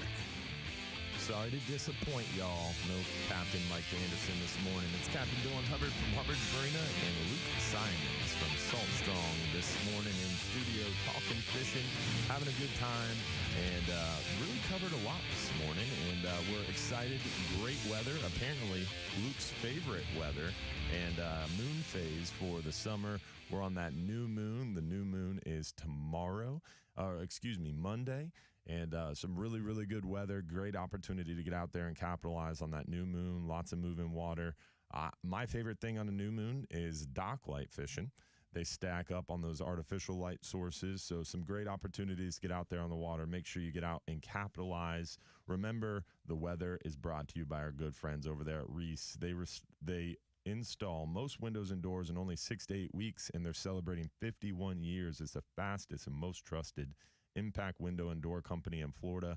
and you got a chance to win $15,000 in new impact windows and doors right now from Reese. Just text the word HAPPY, HAPPY, to 20129 for a chance to win $15K in brand new windows and doors. Remember, text the word HAPPY to 20129. And great weather, new moon. What are you going to go out and target if you're going fishing today? So if this wind stays low like it has been, it's really a morning, like early morning bite. Early morning. Yeah, the toughest thing, and especially with the flats. I love flats fishing. So if I'm going to fish the flats, I'll get up there early, and knowing that. When you say early, pre-sunrise? Yeah, I want to be at my spot before the sun is up. Okay. And that best bite is almost always going to be like right as it's coming up, and then right about 8:30, 9 o'clock, the bite slows down fast. So early morning, I'm throwing top water. I'm like power fishing. I'm moving fast, trying to find those fish as fast as possible, knowing that they're going to chase down a lure. But then as soon as 8 or 9 o'clock comes around, that sun's up, it's getting hot. Now those fish get lethargic. Now I'll switch to a little paddle tail or like a shrimp jig and just get on the bottom, bounce bottom. And then once the sun's really high, then it's all about finding shade. So skipping up in our mangroves, skipping lures up under docks. That's by far been the best thing. So the fish will bite during the middle of the day. It's not like don't go, but it's just you're going to have to work a lot harder. That was a lot of knowledge very quickly. So early surface walker or the moonwalker, right? Yeah, moonwalker, skinny top lipper. water. Yeah, that's it's just a great lure for fishing fast. And even if they don't strike, you at least see them wake. You at least show some interest. You see some interest to it. So you find the fish. Yeah, if you see some, if you're throwing top water in the morning, which is my favorite, it's just fun. Yeah, nothing beats a top water bite. Amen to that. It's awesome. And but like you said, even if they miss it, it's still fun. But then you followed up with a paddle tail or a subsurface lure, and then it's like. I can't say guaranteed strike, but it's almost guaranteed strike. And what's ironic is tournament fishermen, Brian Watts, Greg Watts, listening to them do a seminar on redfish and how they fish the tournament trail. That's what they did is they'd be pre-fishing with surface lures like that, top waters, because you can cast further, you can dive bomb a lot further, you can find the fish. Even if they miss it, you know there's fish there, and then you can go back with the paddle tails during tournament time. And topwater gets big. Seems like the average size on topwater is bigger, and especially big trout. They love topwater and snook as well. But Ben Robbins redfish hit them too. So it's just fun. It's just flat out fun. Especially early morning, low light conditions is better for topwaters, right? Absolutely. And then once the sun start coming up, then I move to subsurface pretty much every time. The topwater will still work. It's just not going to be as effective. So if someone's listening, they want to find out more about Salt Strong or follow you, connect with you, what's the best way someone could get a hold of you or kind of follow up with you? Yeah, really just saltstrong.com. That's the website. That's where you can learn what it's about. We're basically an online fishing club, and we have 2 guarantees. Number 1 is you're going to catch more fish than you ever have before. And then number 2 is you're going to save money on your tackle. We have a full-scale tackle store. Members get significant discounts. And but most importantly, we focus on education, as I mentioned. You're going to catch more fish, you're going to save more money, and you're going to learn more. Yeah, or you get money back. Yeah, as we have the annual plan. If you have an entire year to make sure that you see results, and if somehow you don't, we'll refund the money on day 364. Right? There it is. We know it works, and so we just want people to try it out. We have some awesome software, great lures, and most importantly, just good education. Yeah, we ran out of time. There's a lot more to go into with Salt Strong, a lot more benefits. Thank you so much for being on the show this morning and for having me. Chatting fishing. Remember, guys, we got the Sunday night live stream show tomorrow night, 7:30 p.m. on the Real Animals Facebook page. Tomorrow morning, 7 to 9 a.m., 620 WBAE. We have Real Animals Sunday. Hopefully, we'll see you next week again for another episode of the Saturday morning Real Animals Bartow Ford Real Animals Fishing Show. We'll see you August 1st, 6 to 8 p.m. at Bartow Ford. Thanks for tuning in. Don't forget, you're too busy to go fishing. You're just too darn busy.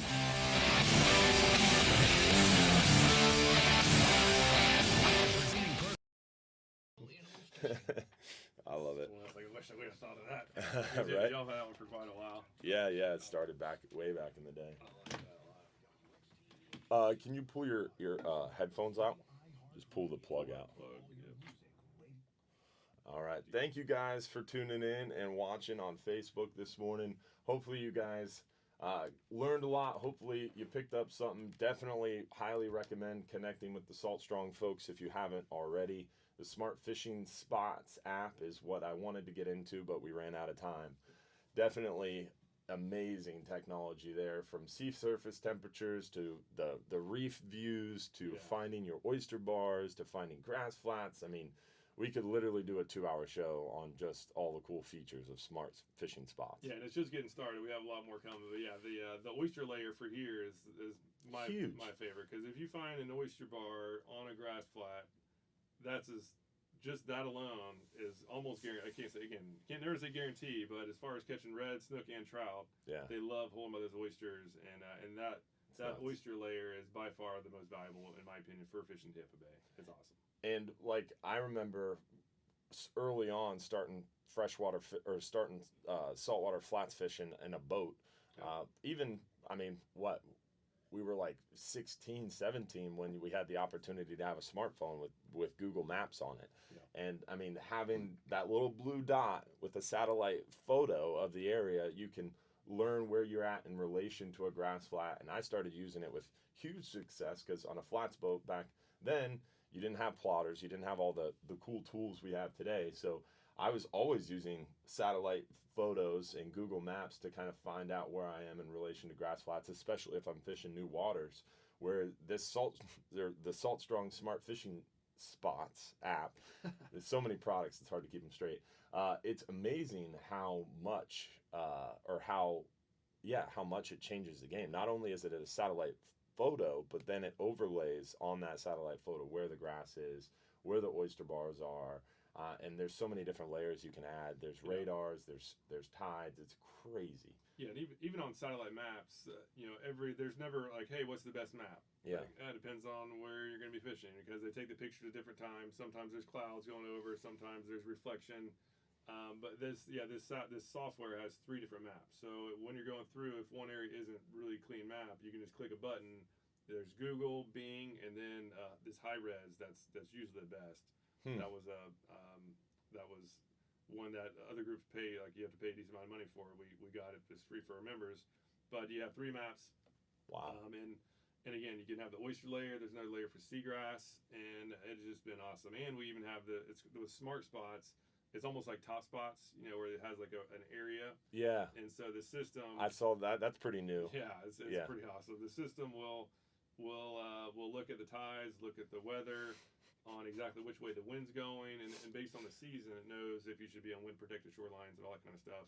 It basically just kind of dumbs it down where anybody can use it, and you just literally say when you're going to be fishing, like to the day and hour, and it'll highlight the areas that are most likely going to have the most fish. I forgot about that. It is pretty cool. I saw that come out and I was like, wow, it's crazy. Yeah, it is pretty awesome. So it will literally tell you where to fish based on what hour, what time of day, and what time of year that you're fishing, based on the weather, the moon phase, all that kind of stuff. But it's all geared for inshore fishing. So red, snook, trout, flounder. That's what it's about. And it's just getting started too. So we have now like a lot of designers on it, and it is mainly geared inshore, but there is offshore stuff. They've been working with me and asking a lot of questions about what they should have and what they should include, and they've been adding a ton of information. So you have sea surface temperature in there. You have a lot of stuff that we use offshore too, like moon phase and different times like that. So I'm sure as it continues to grow and Salt Strong continues to grow, I look forward to, because one of the big questions that we get all the time is like, well,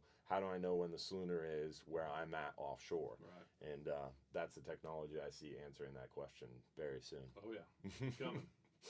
So thanks for watching, guys. Definitely check them out over there at Salt Strong. I feel like today was a little bit of a Salt Strong commercial, but that's honestly what I wanted it to be. It's really cool. If you haven't taken the opportunity to check it out, you're missing out. And don't miss out. A lot of stuff to learn and figure out, and to continue to test, and definitely a lot of cool things and good people behind it. So check them out. And don't forget, tomorrow night, 7:30 p.m. for the live stream show. We've got the FWC commission meeting coming up this week, Wednesday and Thursday. And it's here, right in Tampa, right in our backyard, FWC commission meeting this week. So going to be important. We have that big vote coming up for the Skyway Pelican issue. And they're also going to be talking about some other stuff. And then they were supposed to talk about the snook management zones, but they went ahead and pushed it to the October FWC meeting, which I think is wise, with the Pelican folks coming out and also the Black Bear folks coming out. It's going to be a little bit of a contentious meeting. So Going to be interesting. So stay tuned. We'll talk about that tomorrow night during the live stream show, and hopefully you'll get a chance to join us August 1st at Bartow Ford, August 5th at Barfly from 4 to 7 at Barfly, August 5th. Hopefully we'll see you for that, and thanks for tuning in, y'all. Check out saltstrong.com, follow up with Luke, and we'll see you guys next week. See ya.